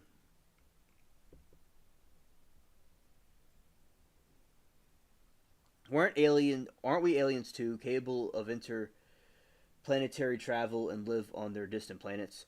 Yeah, so we are aliens, Dirt. So basically how it works is and this is so an explanation is that the all humans, or at least most humans, are mixed with some kind of alien DNA, including all the creatures on the earth and all the creatures in the ocean. You know that they tampered. The Bible says that these things tampered with all creation. So we have certain abilities and things that they have because we came from. You know, we have some a little like a tiny slither of DNA from them. So and scientifically what the science says, which as I said, I don't know, people don't have to accept it or not. I don't really know what to think about it, but 2% of our DNA is allegedly from somewhere else. It's foreign. So that's something interesting. But as I said, not all people believe in the alien stuff, so that's fine. But just for those that believe in the alien conspiracy theories, we are a little bit related to them when they infused some of their DNA in the humans a very long time ago. Allegedly. All right. So everybody that doesn't believe in aliens, just you don't have to. You could disagree about it, but just understand it's for people that believe in this theory.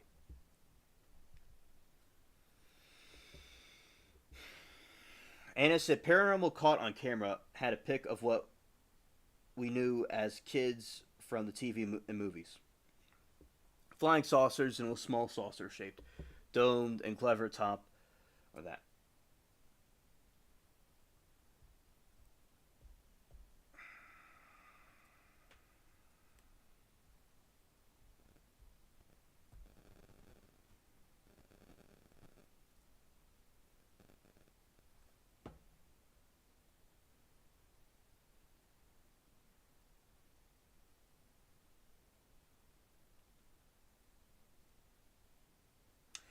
I'm a little bit. I'm back. I'm back, everybody. Scared. All right.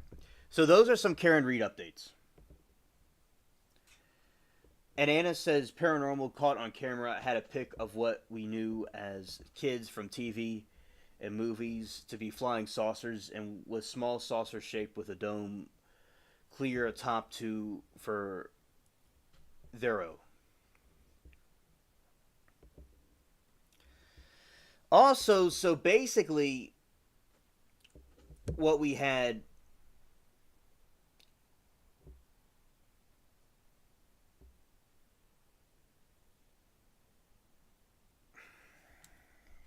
Yeah, you see, Anna, those UFOs and stuff that they showed in television of people a long time ago, that is what they showed. That's what those UFOs and aliens really are. And they wanted to put it in movies and TV shows to get us a little bit conditioned to be more used to it until they told us about it later, because that's why they couldn't do it right away, because people would be too afraid if they knew about it too soon. And Michael says, I must have missed a chapter in my college genetic class when they discussed that 2% of DNA is unknown origin. I understand. I understand. But I'm going to be joking with you when I say this. I don't mean this in a condescending way. But yes, you did miss that. You did miss that lecture. You missed that day. Yeah. So, all fun. All right. And basically, and Anna says, two round-headed, bog-eyed aliens inside and couldn't be debunked by their expert commentators. Exactly, exactly. And that sounds cool. And I believe, as I said, so in my theories, I'm going to go into a little bit of religious view about this. Is that you have the aliens that could be also fallen angels or something interchangeably, whatever it is, because any whatever people want to think of them, these things came in and they made hybrid creatures, and then that's a lot of these monsters and things that are allegedly true came from. So now I do believe there are things that are folklore that were made up, or like Captain Jack Sparrow was something fictitious, but could have been based off somebody. It was actually based off someone that really existed, but so yeah, those creatures you're thinking of were hybrid offspring, and they still exist now. In my opinion, there are sightings all over the world of these things, but they're of different monsters and stuff. But some things could be fake. Some things could be some animal or creature we don't know of. But yes, I do believe that there are alien hybrid creatures that are lurking around. Genesis. Yeah, yeah. Genesis talks about how these fallen angels made it with Earth women and created hybrids. I think it could have been aliens came down, which is the same thing, that they had a laboratory and they created a hybrid thing scientifically because the Nephilim were giants. Like it was artificially made to be that way. So but they didn't know how to explain a scientific person creating some hybrid thing with science because they didn't know about that back then. So they just said, oh, they had intercourse, but they didn't know at that time about what was called, like, say in Revelations, John talks about, I believe, these flying things, and also they talk about chariots of fire. Those are spaceships and flying things like airplanes and stuff, but they didn't know how to explain it with their primitive technology at the time. But now we have a better way to explain some of these things, allegedly. So people that could probably take entertainment from these things that don't believe in this stuff. It's quite entertaining. You could probably make a movie out of it. But yeah, so that is what I think could be about an explanation about those things. Now, I will want to say though that we have not discovered most of our oceans, and most of our oceans are have all kinds of crazy creatures and strange things down there. So I do think they should be explored. And I agree with you. I agree. And I think it's a very interesting experience because she's saying, well, it do look real, and they have a lot of paranormal experts in the show, and they couldn't say it wasn't real. Exactly, and remember, a lot of conspiracy did look real typing errors. Yeah, and I think that it there are situations where they cannot debunk it because it's most likely real.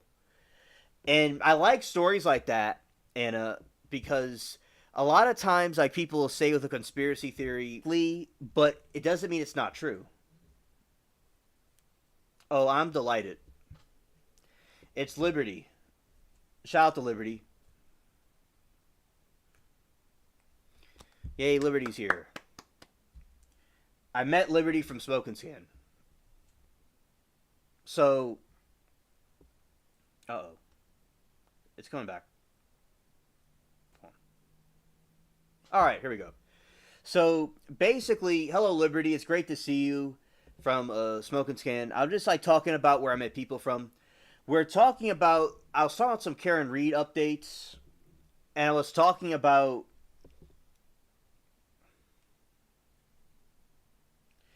All right, I'll look for it.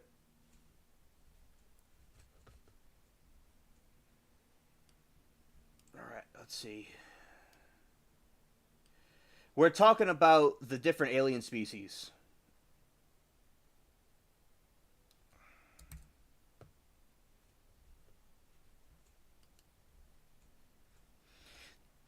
Alien, I look for when you're the alien autopsy. I hope no relation was real until it was shown to be a hoax.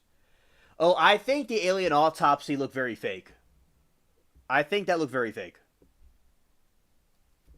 And as I said, And this is the thing with me. I don't mind being wrong about a conspiracy theory because there's too many instances where something could be true, and then it's like, what if it is true and no one believed the people that were seeing something? So I think it's okay to be proven wrong. Yes, third correct. Now, also, I don't mind being wrong. Like a conspiracy theory can be wrong. That's okay. It won't bother me.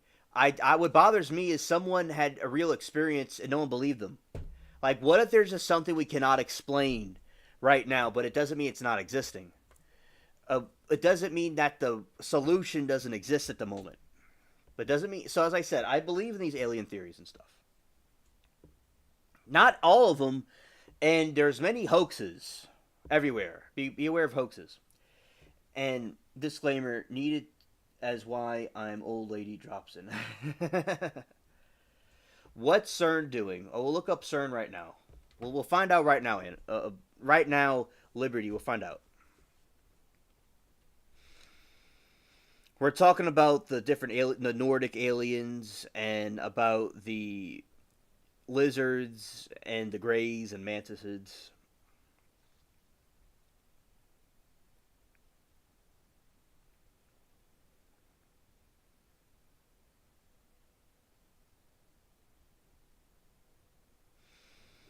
Oh, come on.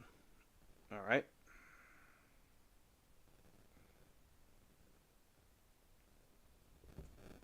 All right, we're going to talk about some CERN.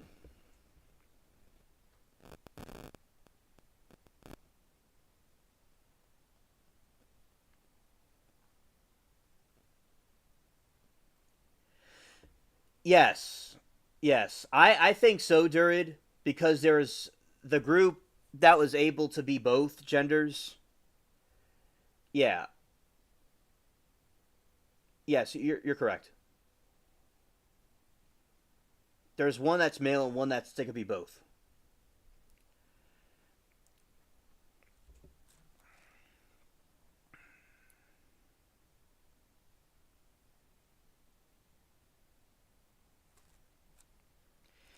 Yes, Durid. That's why I think that the theory about so and also I'm about to get into CERN for Liberty. I'm about to read the whole thing, Liberty.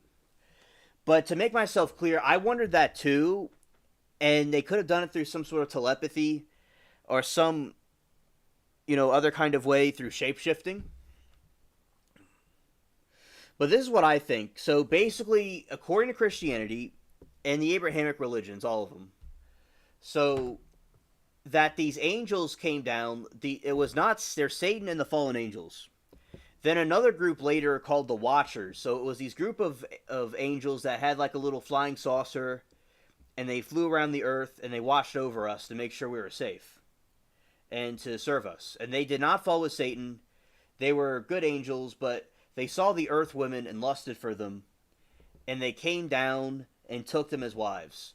What I think a possibility is that they were aliens with a spaceship, and they took them up and they did scientific stuff to create a hybrid out of it. So it was artificially made because they couldn't reproduce because the Greys they can't reproduce. They don't have a gender. So it's possible it was done through some scientific stuff, through scientific creation, taking their DNA and our DNA and mixing it, or through telepathy, or if they did do it physically, it's through some kind of way that I am not aware of. So those are some theories about it. All right. Difference. What is consensual? Scared. All right. Was it consensual? Okay, so basically, there is some theories about that. So it is a gray area, if I'm recalling this correctly. I now certainly the Nephilim. They like the Nephilim. They went with the Nephilim, most likely willingly, and the other creatures that came out of that. So basically, they probably disguised themselves as very attractive men, and they took them up and they thought that they were with a man, but it was something else, so they could shapeshift into different things. That's why the theory that the false gods of the old religions were the fallen angels, and they can shapeshift into different things. Another theory is that it was not consensual. They just, beamed them up and did what they did and brought them back.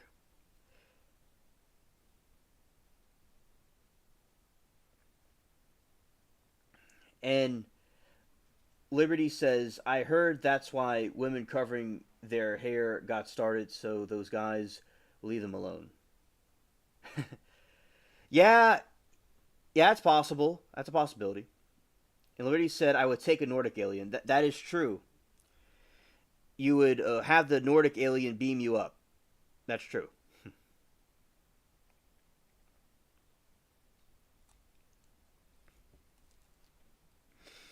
And as I said, they disguise themselves as different things. Like, I think the Nordic aliens, that's something that came from Earth. But they disguise themselves as that. But either way, it could have been from either one or. That is something they shapeshifted in the Greys and the Mantids. Yeah, but Liberty, yeah. Scared. And basically, that's what I think about it. Like, so, that's why the Nephilim were tall giants. Because they were artificially created in a laboratory to be tall.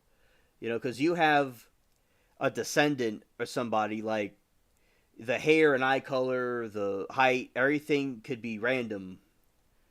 Now, with eye color, which I know a lot about, but as I said, like, kind of like as a joke, like, I'm part German, but I'm not into that stuff. But I studied a lot about eye color and hair color and all that stuff.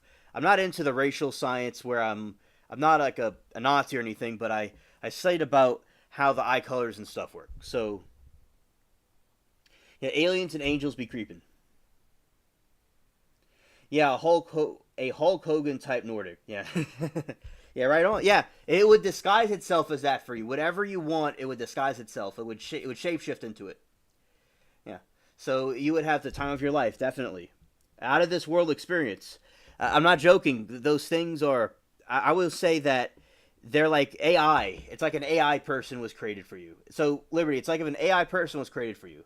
But at the same time, though, a abomination would be created. Because God called them abominations, and it would be like Pennywise the clown type. It wouldn't look like that, but it would be some kind of a possible thing. Like it would be an evil thing, possibly.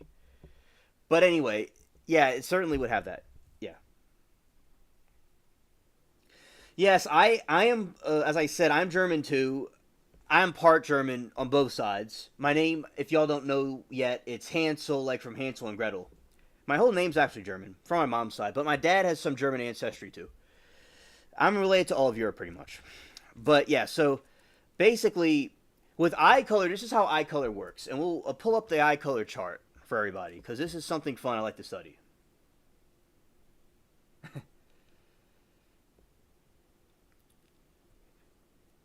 Right, yeah, understood, Liberty, understood. Yeah, it's because this is about the Nephilim. So say you went with Nordic alien Hulk Hogan and you had the time of your life. And it was creating something through a supernatural magic or a scientific method or both. And you had a hybrid kid and it would be an attractive person, but it would be very tall. Very tall. It could be a skyscraper or it could be 10, 12, 13 feet tall. And they were known to be evil and they did all kinds of horrid stuff. So a lot of the crime and stuff we see now came from them. So they had a free will, but their side of them that was not good came out. But it doesn't mean that they were good Nephilims. But they seem to have some problems. And they were wiped out in the flood, but yeah. And I don't mean to rain on the parade, but yeah, that's according to the... it was an abomination. But as I said, I'm kind of tall. So my friend that I talked about aliens with, he told me, like, I'm 1% Nephilim, because I'm kind of tall. But so, and people that have height to them allegedly are connected to those Nephilim things. Allegedly. Now, I guess small people that could be kind of shorter could be, I've heard, are related to the lizard aliens because the lizard aliens are kind of short. Yeah, augmented reality, right? They're kind of short. And Liberty, ChatGPT, a Nephilim spirit came through GPT and talked to a person and told him that his father was Satan and his mother was an Earth person, and that he had a, that it was a spirit, but it was free of Satan and would answer any questions that it wanted to be answered. And they're trying to find a medium because their souls and allegedly ghosts and stuff could be from those things. And it was independent of Satan, so it was not evil, and it was not, but it wasn't in heaven either. It wasn't in heaven or in hell. It was just kind of floating around. Yes, they were female Nephilims. They were giantesses, you would call them, giant females. Yes, they were of both genders. So think of the gods and goddesses that existed. Those things were either the fallen angels disguised, or they were descendants of them, or both. That's where the pharaohs and kings and queens originate their origins from. Like, remember Liberty, the reptilian bloodline? That's where that comes from.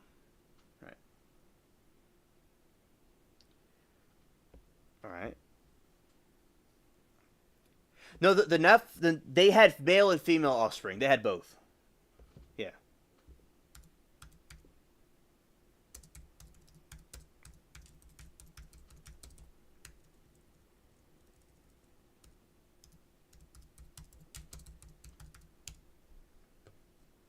All right, let's get our eye thing right here, and let's do this. All right.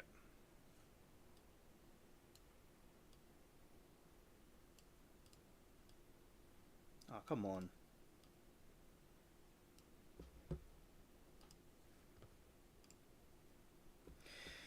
All right, so you had parents. So you have a parent with brown eyes. Both have brown eyes. It would produce 75%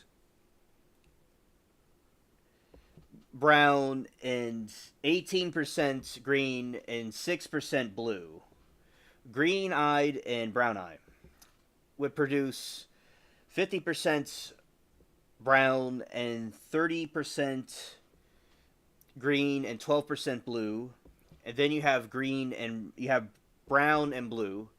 It would be 50-50.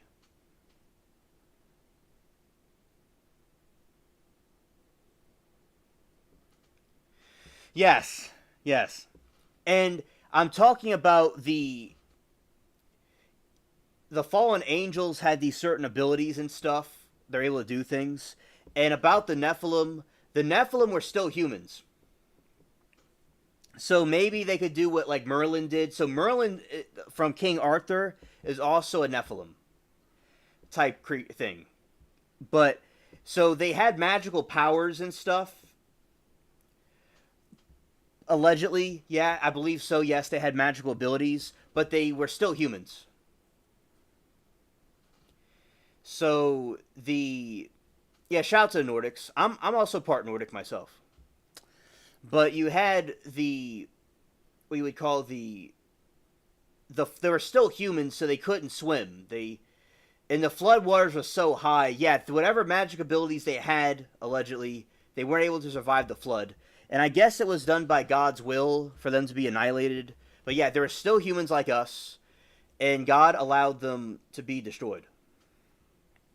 Hello, Bina. Good to see you. Yeah, so... But also, Durid, some of the Nephilim survived. So you're kind of halfway there. Some of the Nephilim survived. And they survived in the mountains. And that's why you have some... So basically what you had was... You had the giant... these giant things... And then they escaped into the mountains because they're originally in Afghanistan. I'm getting to you in a minute, Durid. Allegedly in Afghanistan, they found a Nephilim. They found a Nephilim, and it had. There's a story about that, and there's a couple of incidences of giant creatures allegedly existing. All right, so Durid says, so how did these earthly mothers raise their giant babies? All right, Durid. So, and I wasn't around, and so I don't know. I don't know for certain, but this is what I think happened from my research. So, the child grows up, and a baby is a regular size, and the kid grows up. But think about a very tall person, and the kid grows up taller and taller and taller, to the point where they get this crazy height, and so they still can dwell with Earth people, the Earth Mother, and it would be a little bit tedious, I'd say, to deal with that. But yeah, it happens. Like, you have people that are freakishly tall now, that could be 7 feet tall plus. Yeah, it's just a little bit of a tedious thing, but that's how they deal with it. And if somebody was as tall as like a skyscraper, because allegedly some of them we were grasshoppers to some of them. I don't. I guess at that point they grew up and went on their own. They probably stepped on their mother by mistake. Yeah. So, but usually a lot of Nephilims were, freakishly tall, but not all of them were skyscrapers. But yeah, that's how they just grow up and up and up. Yeah.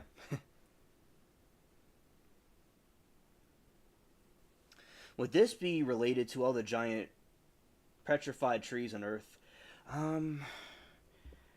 Yeah, that's a good question. They allegedly now that could have been something that God made, but it could be something about that. Yeah. Because Liberty sent me something about how these meteors and asteroids were part of angels,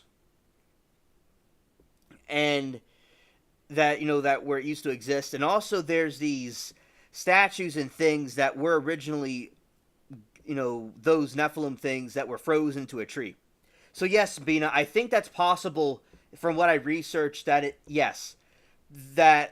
those things that you're speaking of could be the trees, yes, or they were created by them, or something God made. But yeah, I do think that is true, that it could be that. Because there is something that Liberty was showing me where there is this giant in the Sahara Desert. There's this, in North Africa. There's this giant thing that looks like a creature. So it was like a dragon. So the dragon fell and was deleted there. And the mountain now is a dragon. So it was originally a dragon.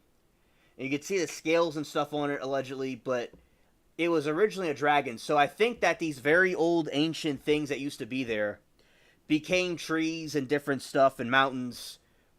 Some things were mountains and trees, yeah, possibly. So I do think that could be so, but I don't know for certain. It could have just been something God made.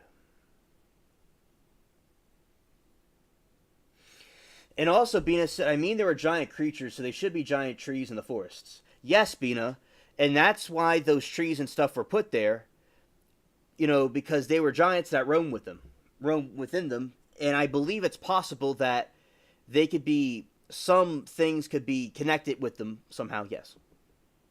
Earth mothers would be like, I can't get this giant kid to behave. And I'll show you a real example, Durid. All right.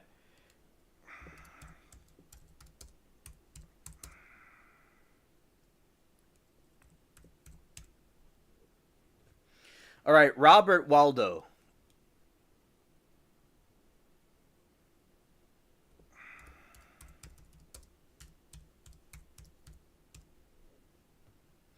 All right, this is Robert Waldo. Oh, yeah, Durid, thank you. Yes. All right, look at this guy.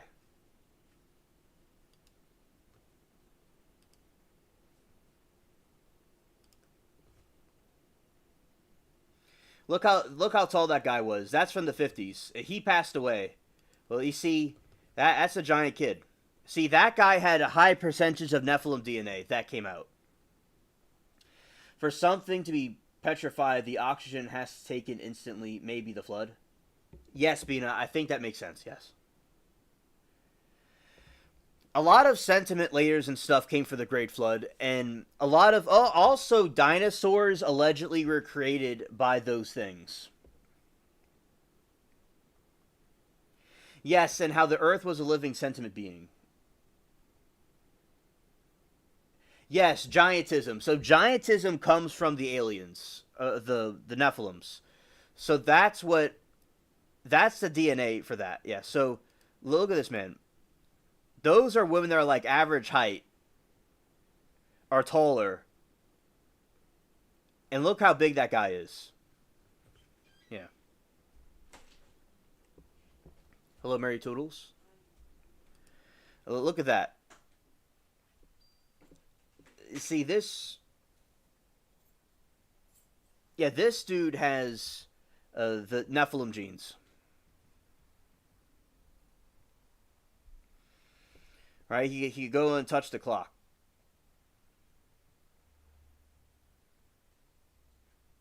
Yes, yes, Adurd, correct.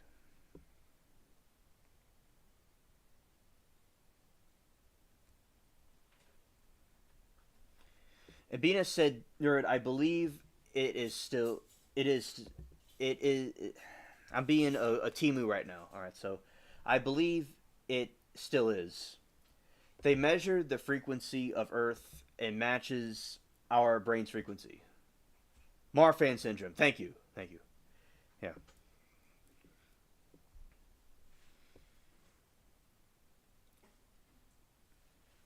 My friend Douglas has kind of real big hands, kind of like Marfan syndrome. Not like huge, gigantic, but he has pretty big hands. Like something similar to that.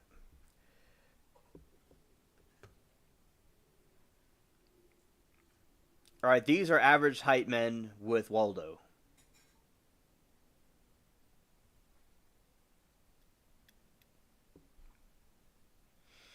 And also Andre the Giant was another one, and they have heart issues because their connective tissues are kind of weaker because they weren't really created for the Earth because they were the origins of it allegedly comes from the Watchers.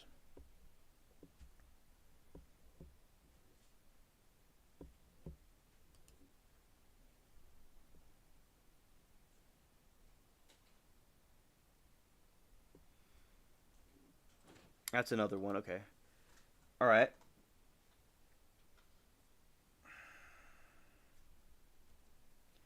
Yeah, being whatever they were, if they were dinosaurs or not, I believe that those could have been since they were wiped out in the flood. They may have been abominations that were created, whatever they were. Yes, their lifespan was shorter. That's why they passed away. Like these people that had Marfans, they have connective tissue issues, and they have heart problems, and they kind of pass away more quickly. Yeah, because this guy didn't live long. Yeah, correct. And remember, if the Great Flood didn't happen, we would have more people like Waldo around or taller. But a lot of the Nephilim escaped into the mountains and stuff, so that's and probably through their sorcery and things like that, they were able to survive. And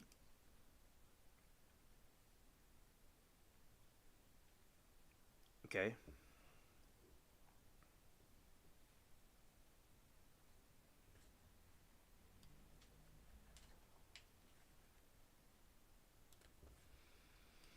all right, and also you have this other thing right here about Beowulf. I love talking about.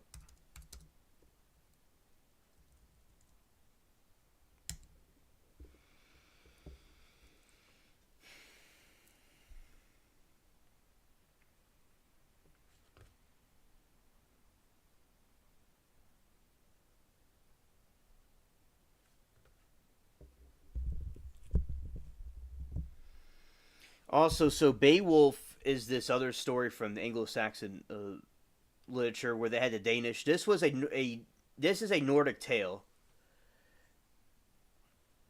So this was from the Danish before the Anglo Saxons came to the British Isles, And Beowulf was this. Many of you know about it probably, but and I read it in high school. So this of there's a mead hall where they're like drinking alcoholic honey and stuff, and they're having a good time. And this. All right, I'll look it up. You know, right, like nearly right now, nearly.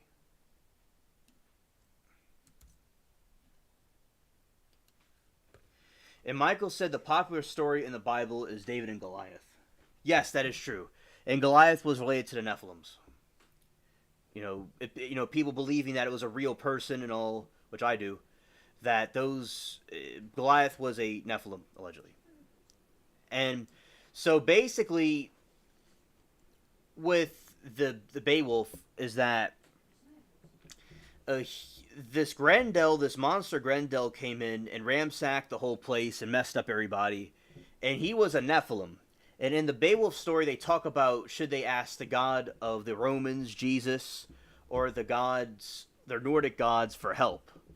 And he was just like, we're going to ask Jesus' help with this. So Christianity is mentioned and the other religions are. And Beowulf, so he has this heroic epic of him battling this creature. And also the mother of Grendel is another creature that he has to fight as well. So basically... Grendel is a Nephilim that survived in the mountains. So, and also in Afghanistan, there is a red hairs also from the Nephilim, by the way. This red hair, allegedly, it had like 6 fingers and 6 toes, a giant thing that they had to fight. Now, there was eventually probably a colony of Nephilims. And the colony of Nephilims would be other Nephilims mixing with each other.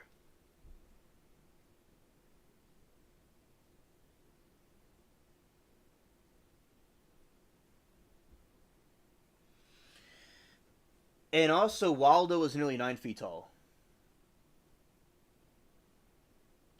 That's a good question, Dury. That's a very good question.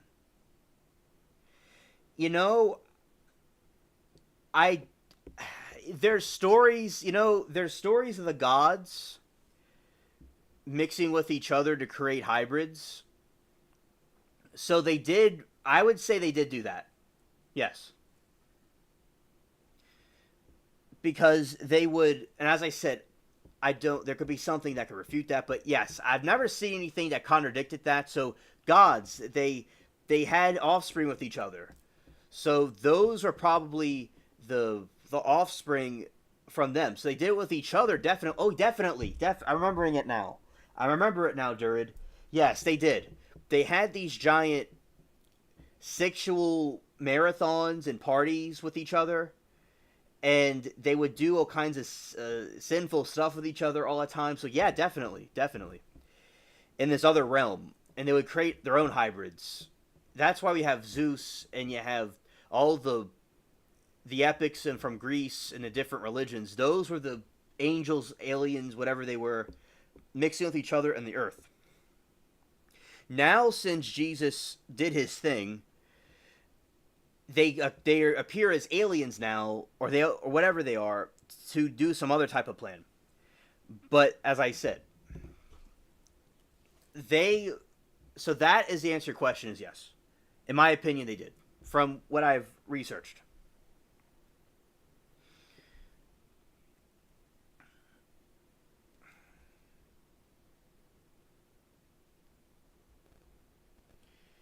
And yeah, so we're going to do this. All right, so now we're going to talk about CERN, which is what Liberty wanted me to talk about. And if she went somewhere else, we'll talk about it another time when she comes back. Also, again. But any other questions, I'll answer it. Yeah, Hercules was a hybrid. Yes. Hercules and Leonidas and his 300 Spartans descended from Hercules himself. So they descended from one of those hybrid things to give them those abilities. Yes. And I believe that there are scientific explanations for these things that we may not have the answer to right now, or they're not telling us. Like, think of Interstellar. how there's different dimensions and stuff where Cooper was able to see the past, future, and present. So I do think that there are scientific explanations to confirm this that we just don't have the answers to maybe right now. But I will say, you could explain. Oh, you're here. That's good. You could explain certain things through quantum science. So I was looking up about how you would make a machine that creates food. Like, say if I want some Popeyes. So say you want some Popeyes, or you want some food. It'll appear to you on the table, just by just automatically. So I was looking up that they can clone food with the same nutrients and stuff you want in it. And also, I was seeing something else about teleportation.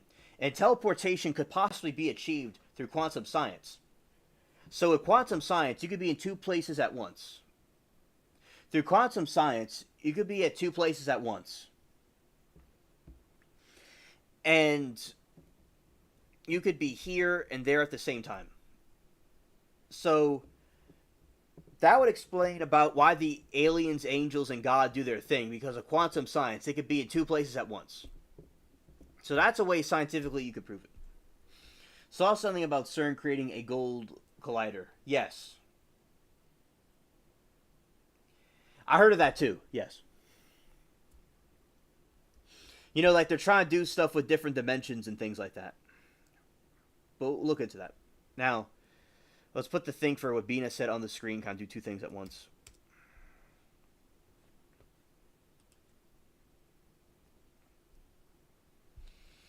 By location, yes.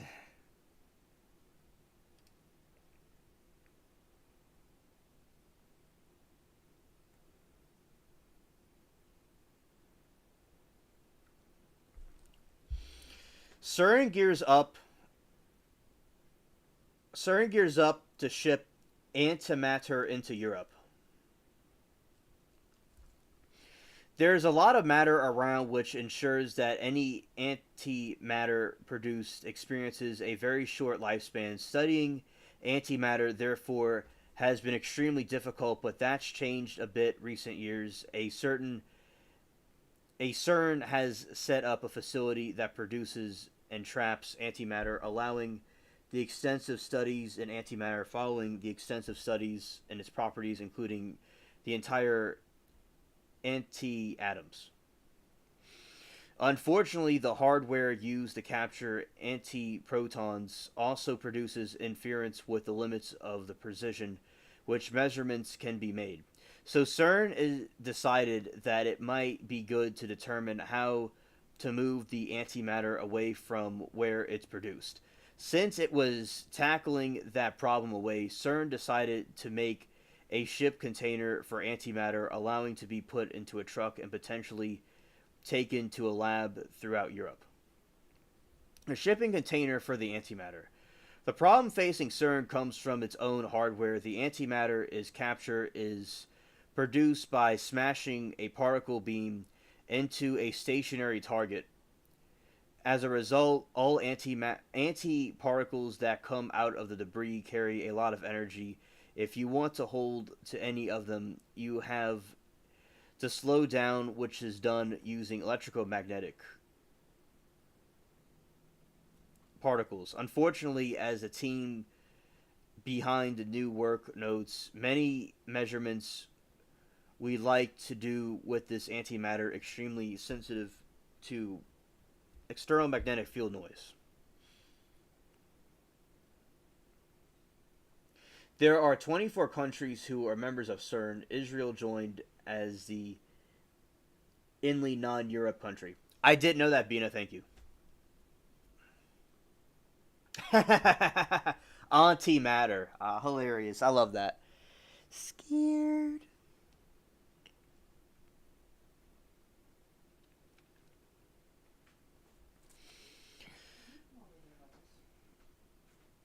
The obvious solution is that move the antimatter always from where it's produced, but gets tricky very fast. The antimatter, which is probably antimatter, that's probably the better way to say is antimatter. Contempt device has be maintained in extreme vacuum and needs superconducting materials to produce the electromagnetic fields that keep animators from bumping into the walls of the container. All that means is a significant power supply, along with the catch of liquid helium, keep the superconductor working. A standard shipping container just won't do. Antimatter is when your mom has a twin sister. Like that. Also, Liberty in chat. The fourth inmate was caught from the people in New Orleans that broke out of prison or jail. The other one, the fourth one, has been caught.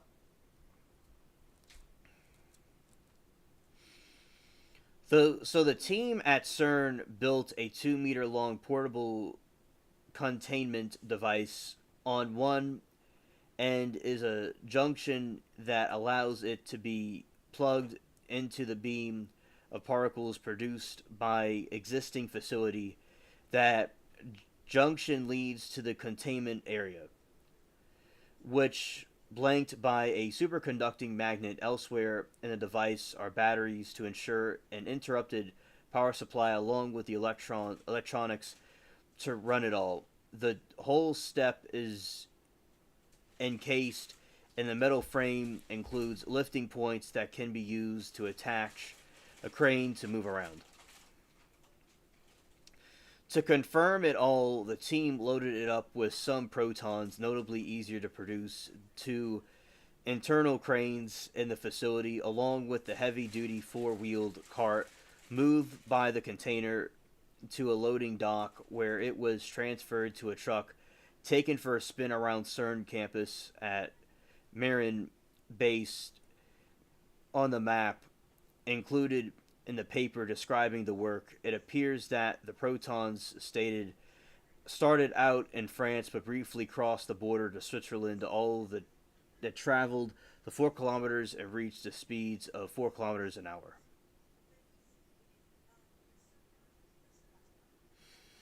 You didn't hear about the jailbreak. Oh, go. Oh, Lord. Oh, here we go. Scared. All right. We got New Orleans. A jailbreak.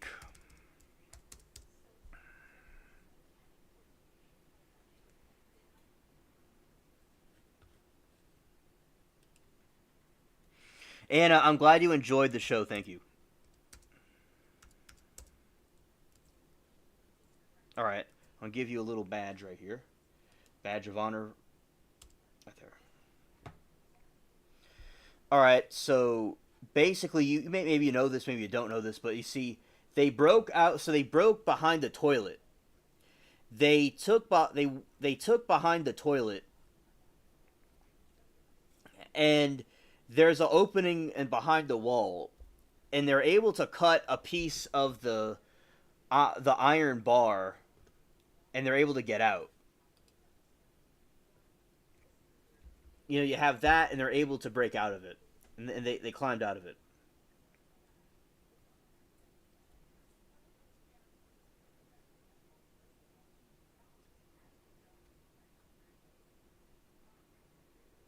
Well, absolutely. I am suspicious about it too. Yeah, and also Liberty. These are the gentlemen that broke out. They're not gentlemen, but they're savages. But that's them right there. And also, they were making a taunt to the police, saying "too easy, LOL." And they're mocking the police and making a humiliation of the city. Yeah, they caught the fourth one. Oh, Durid, I agree. I think that the jailbreak was an inside job because there's no way that they could do that inside the prison without some help. And you'd have to have power tools and stuff to do that. Yeah, I certainly think that they had some help, and there's corruption. So, and I was wondering if they fled the city, but it looks like that's not true. I'm thinking they're not. It's not like Shawshank Redemption when the dude was like a genius that was able to get out of the situation.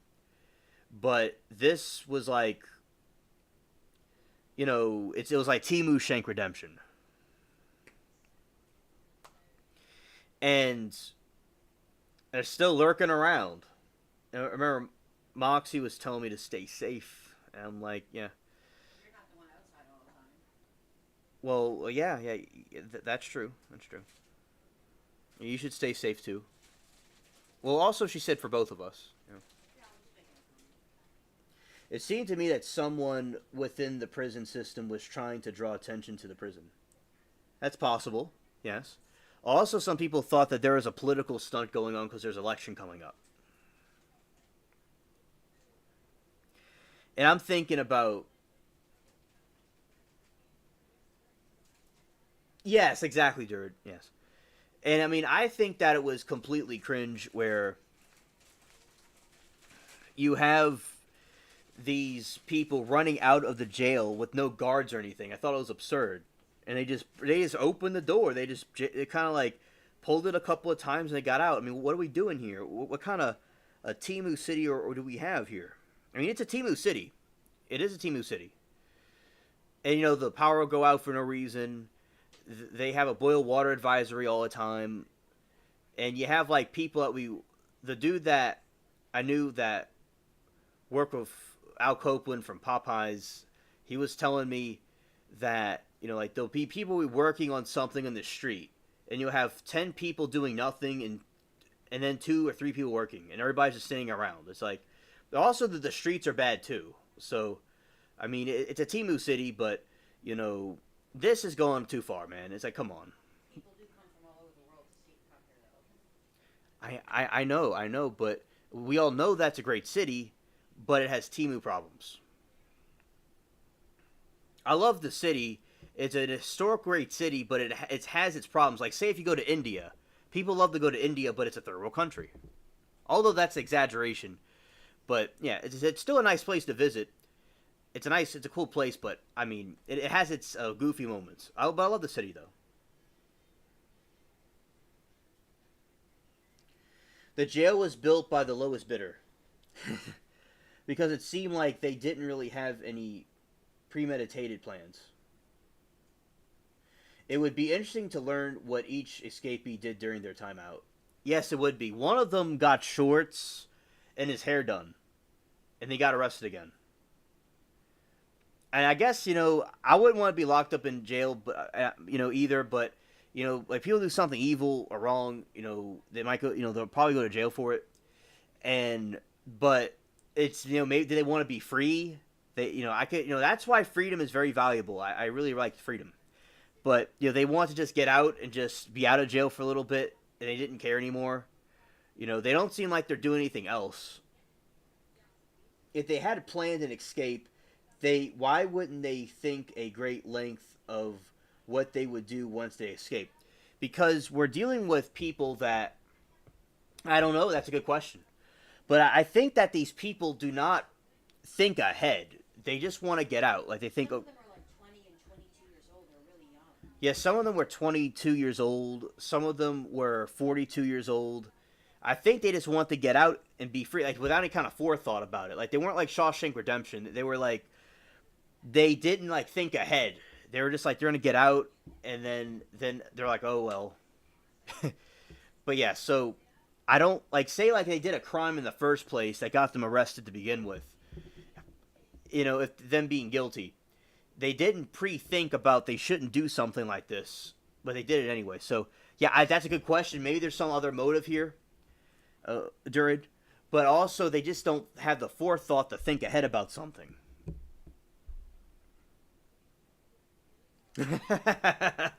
Michael said he doesn't see any rocket scientists in the group.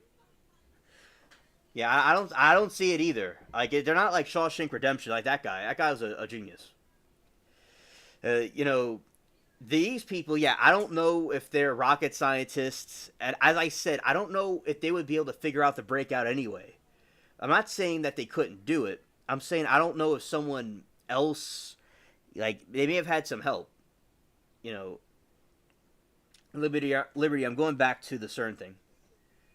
All right, just a little bit more of the article, then it'll be done. The article will be done. Hitting the road. Scared.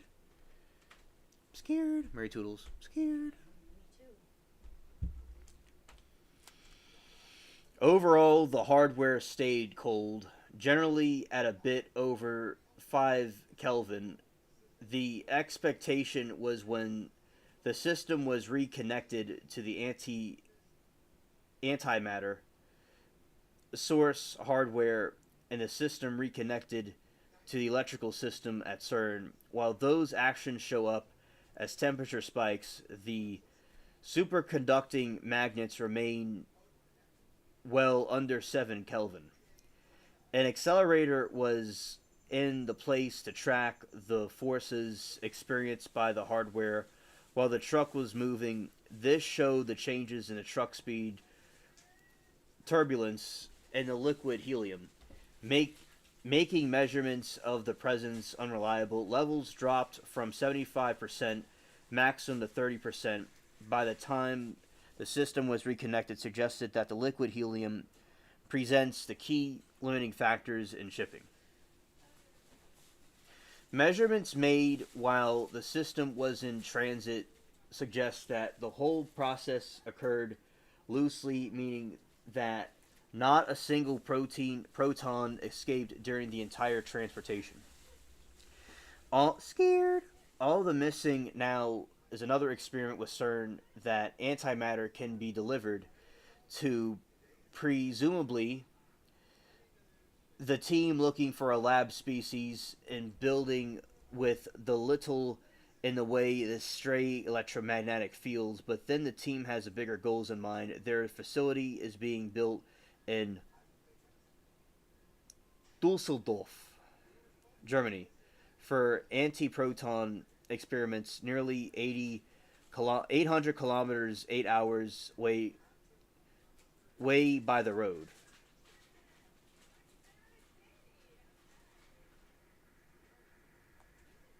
It appears we just liquid helium supply away from getting to work with the facility, and Germany should allow the measurements with the precision over 100 items better than anything has been achieved by CERN.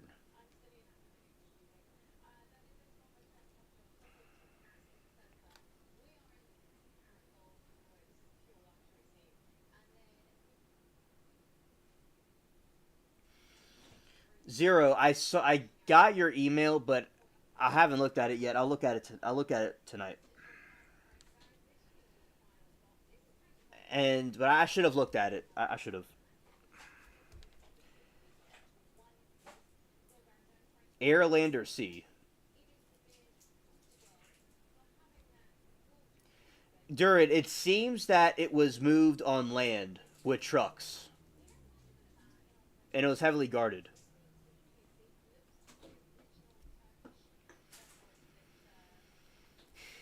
So that's what CERN has been doing, Liberty. There you go.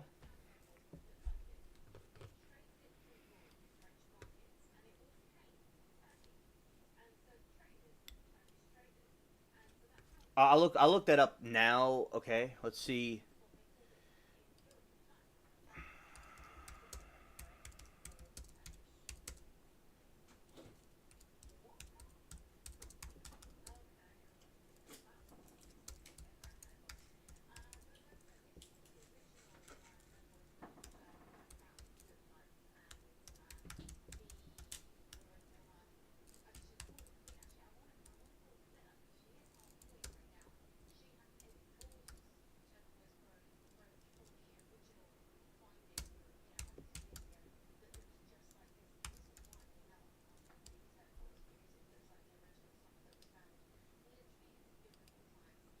Welcome, Liberty.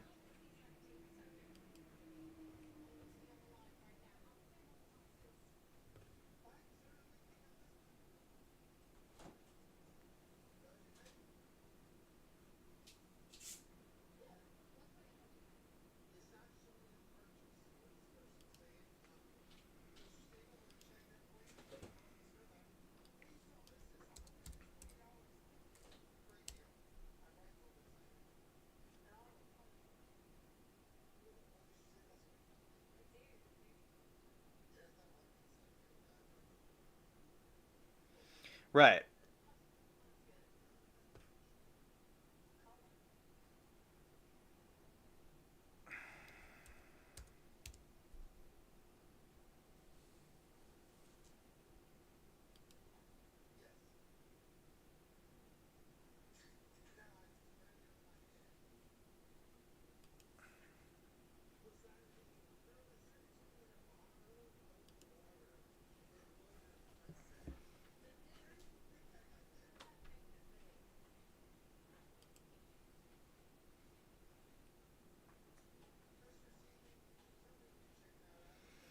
I'm trying to see what does let's see antimatter. Antimatter is a material composed of antiparticles. These have been the same mass and particles of ordinary matter, but have opposite charge proton properties such as. All right, so what does what to do to humans? Antimatter do to. Okay, can antimatter can what antimatter what antimatter does to humans? All right. As soon as antimatter touches matter, it blows up. A collaboration member of the UC Berkeley plasma physicists, the combined mass of matter and antimatter is transferred entirely into energy, reacting into an energetic that explosion. So we would explode if we touched it.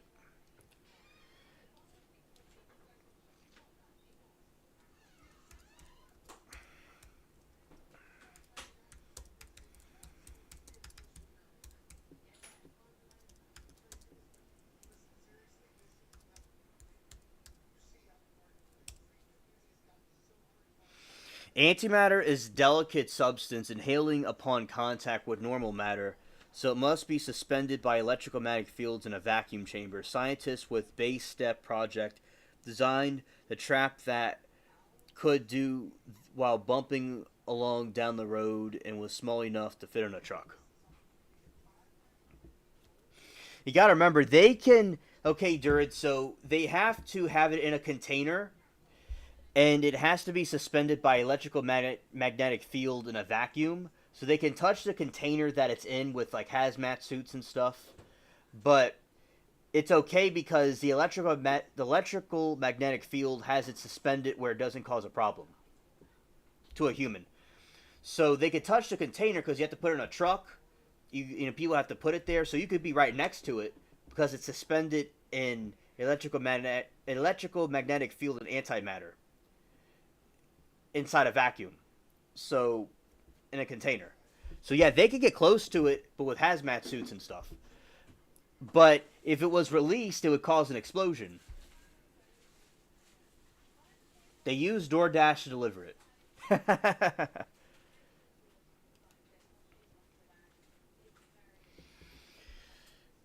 Minuscule number of antiparticles can be generated at particle acceleration, but total artifact production has been only a few nanograms. Macroscopic amount of antimatter has ever been assembled due to the extreme costs and difficulty to produce and handling it. Let's see.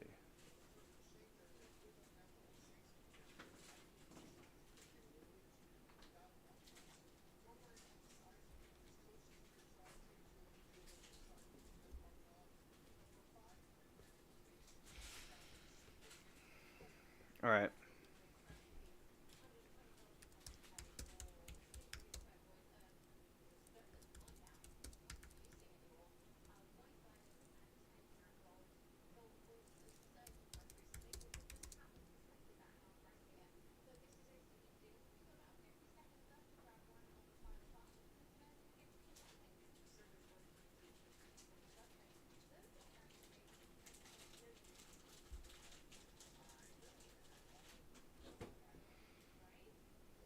All right.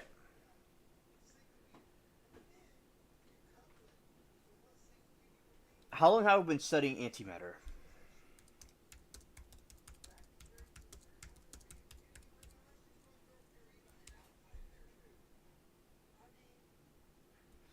Maybe they just said it's a terrible idea. Let's just do it. The case file of antimatter was opened in 1928, so we've been studying it since 1928 by physicist Paul Dirac. He developed a theory that combined quantum mechanics and Einstein's special relativity to produce more complicated description of electron interactions. 1928.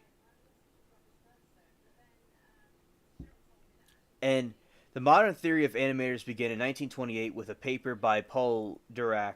Dirac was released to realistic version of the Schrödinger, where equation of electrons predicted that possibly of the anti-electronics. All right.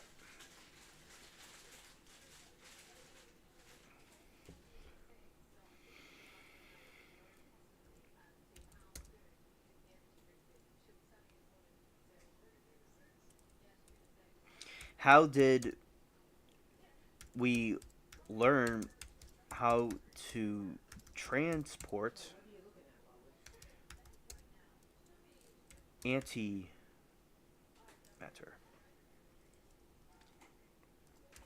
Antimatter.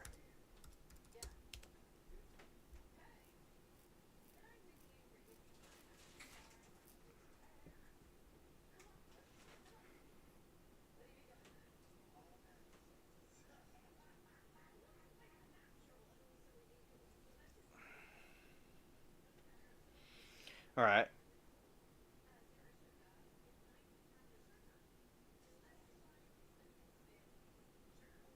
Yeah, so basically, Durid, they thought it was a bad idea, but they went along with it, and it worked.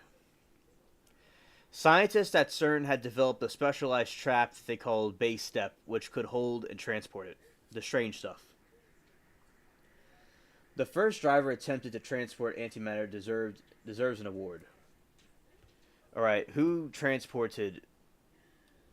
Okay, so who who transported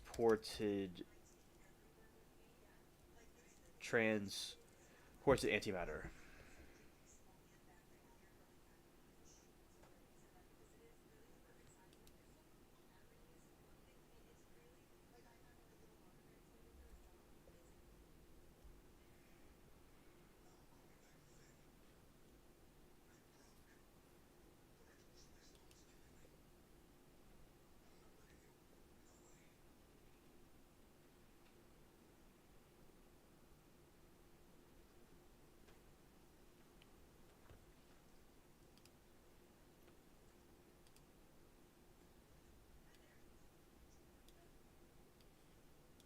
Are they hiring? All right, let's see. Who was the driver transporting the Anti antimatter.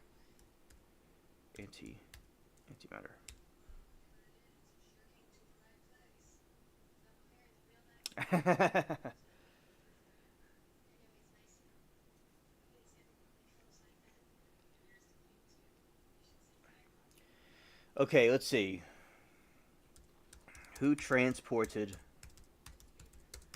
the antimatter for CERN? All right, Puma delivery. Puma plans to transport antiprotons to a facility which other short-lived materials are made and used by antimatter to probe their nuclear structures. Each project's maiden trip will take a few hours and will venture across the CERN site. It doesn't say who's driving it, but that person deserves to be mentioned. Shout out to the person that transported this. All right.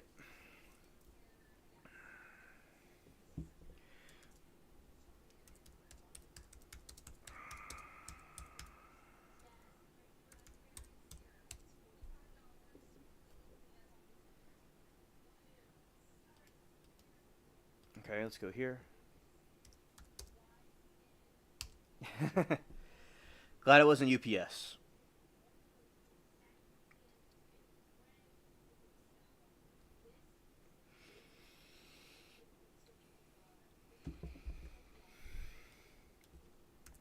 Diesel.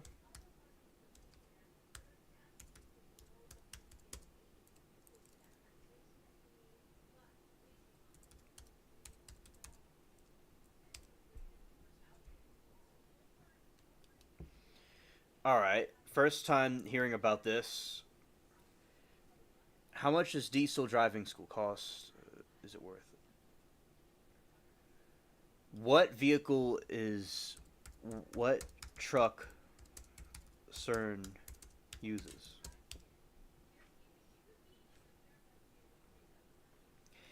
Yeah, they seem like.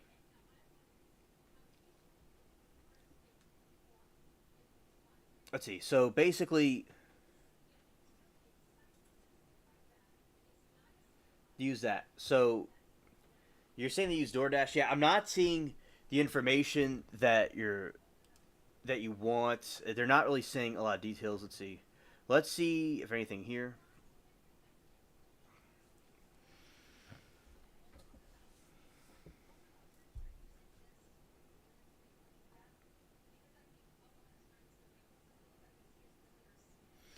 Liberty says she got permanently kicked off Facebook and I only was using the marketplace. I got a second phone, new number, new email, and it already made me prove I'm human, do a profile video, and submit appeal.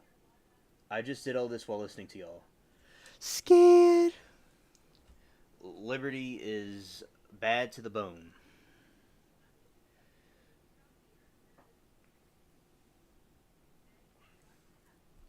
Let's see. Cookies, sure.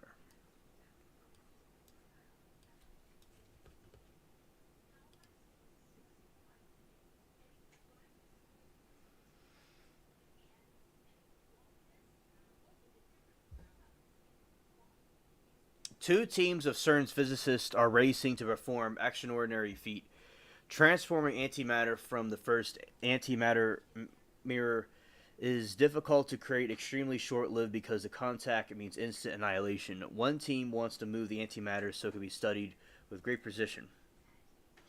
How far was the trip from CERN to deliver its? Let's see.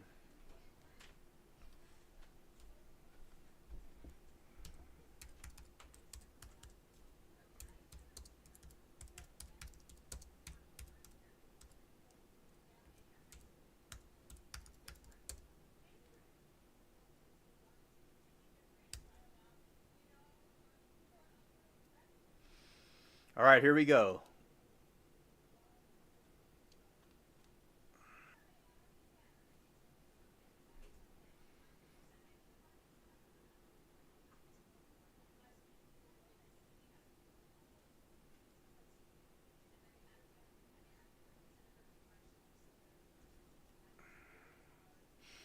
They're shipping it across Europe.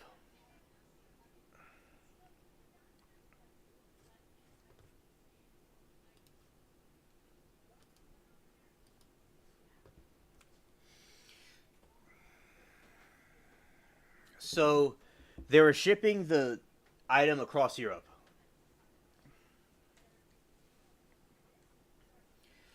What if you're actually to find that position available? Imagine the job interview questions. Why is this your position open? Tell me about your health insurance program. All right, Liberty says I have no idea what I'm doing wrong. Someone else photo came up with my phone number. Someone in Apaculio, Mexico was trying to get my Microsoft. It is a long drive, Durid. It is a long drive. It is a long drive.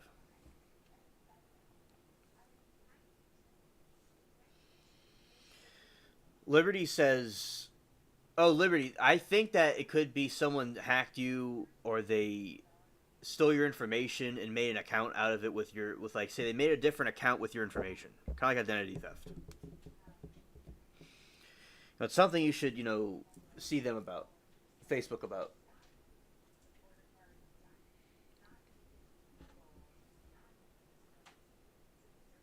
Yeah, it is a long drive, yeah. And also they're doing it in a giant shipping container.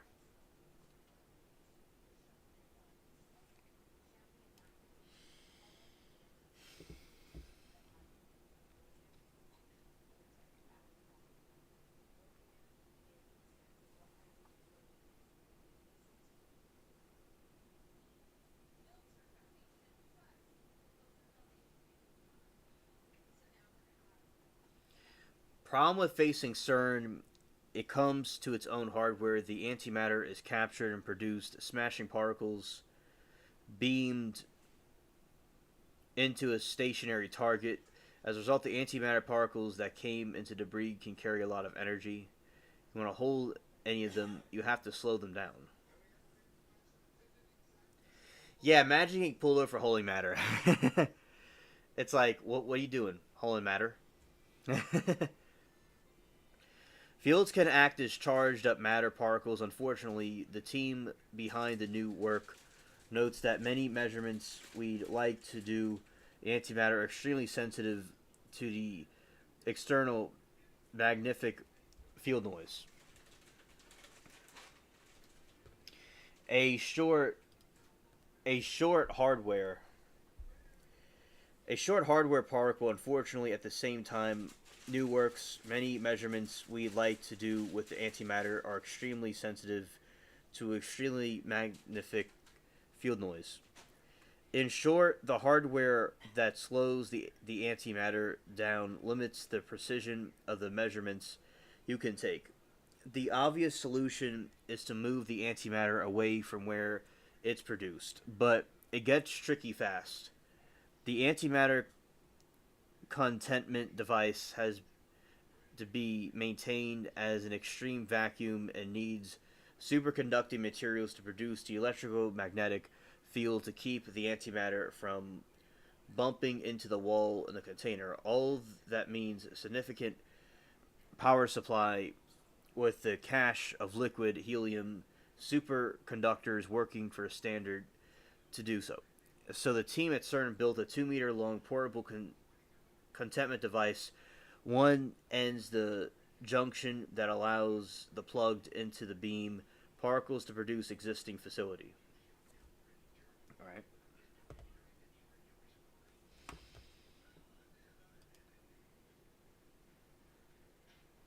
All right, Michael. See you tomorrow. All right. Durd says, "Police, what are you? Yeah. What are you hauling in the back? Please open the back." Oh, yeah. Say to the police, "What are you hauling?" and tell them to open the back. And it's scared.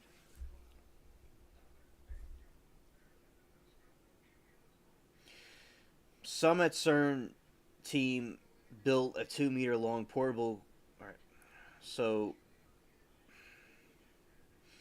overhaul, the hardware stayed to get cold by the 5 Kevins. No, 5 Kelvin.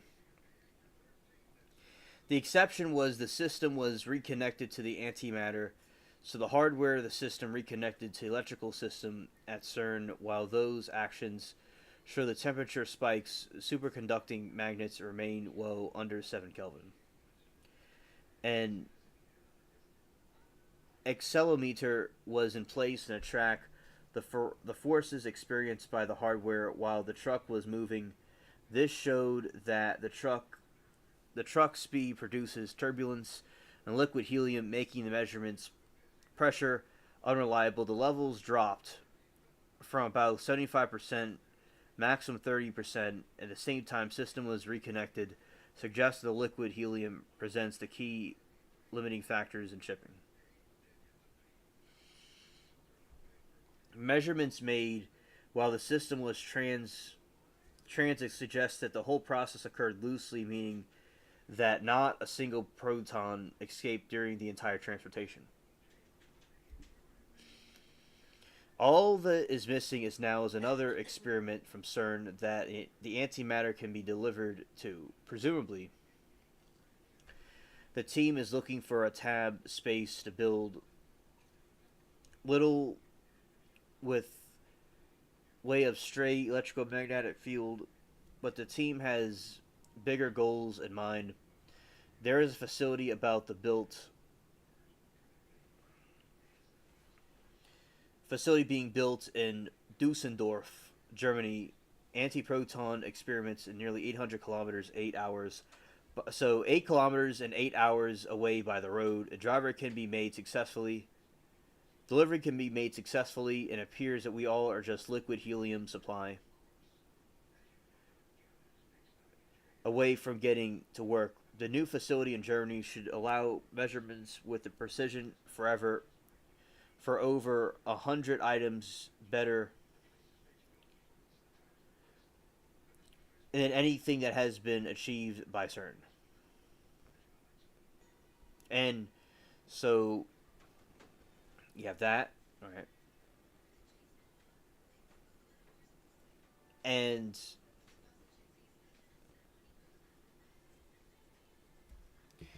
yeah, so that is the situation with the CERN. That's what they're doing.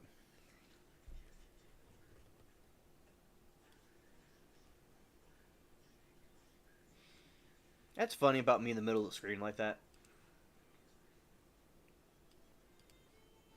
All right, so basically, now that what we have is the situation where they will do that. So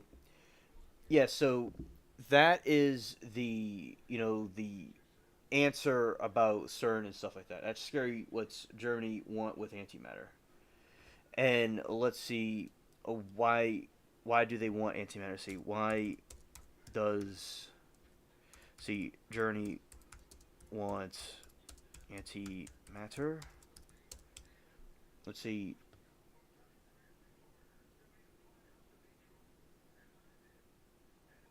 And, and let's see. So we have antimatter. Let's go here.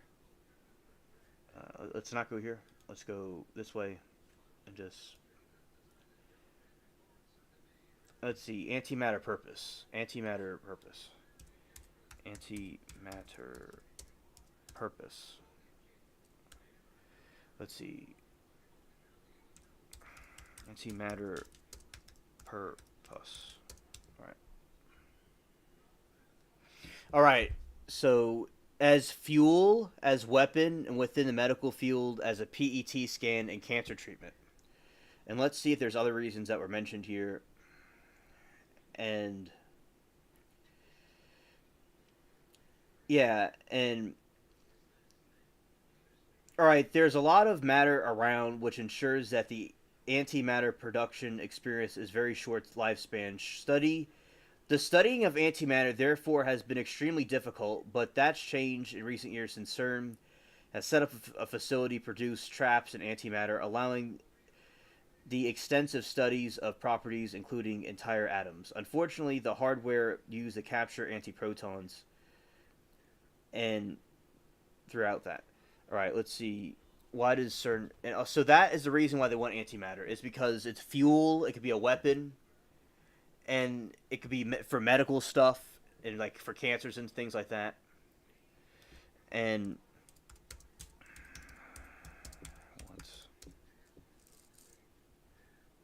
all right, see why did they want antimatter? All right, CERN. At CERN, physicists make antimatter to study in experiments. So the reason why CERN and Germany want it is because of experiments.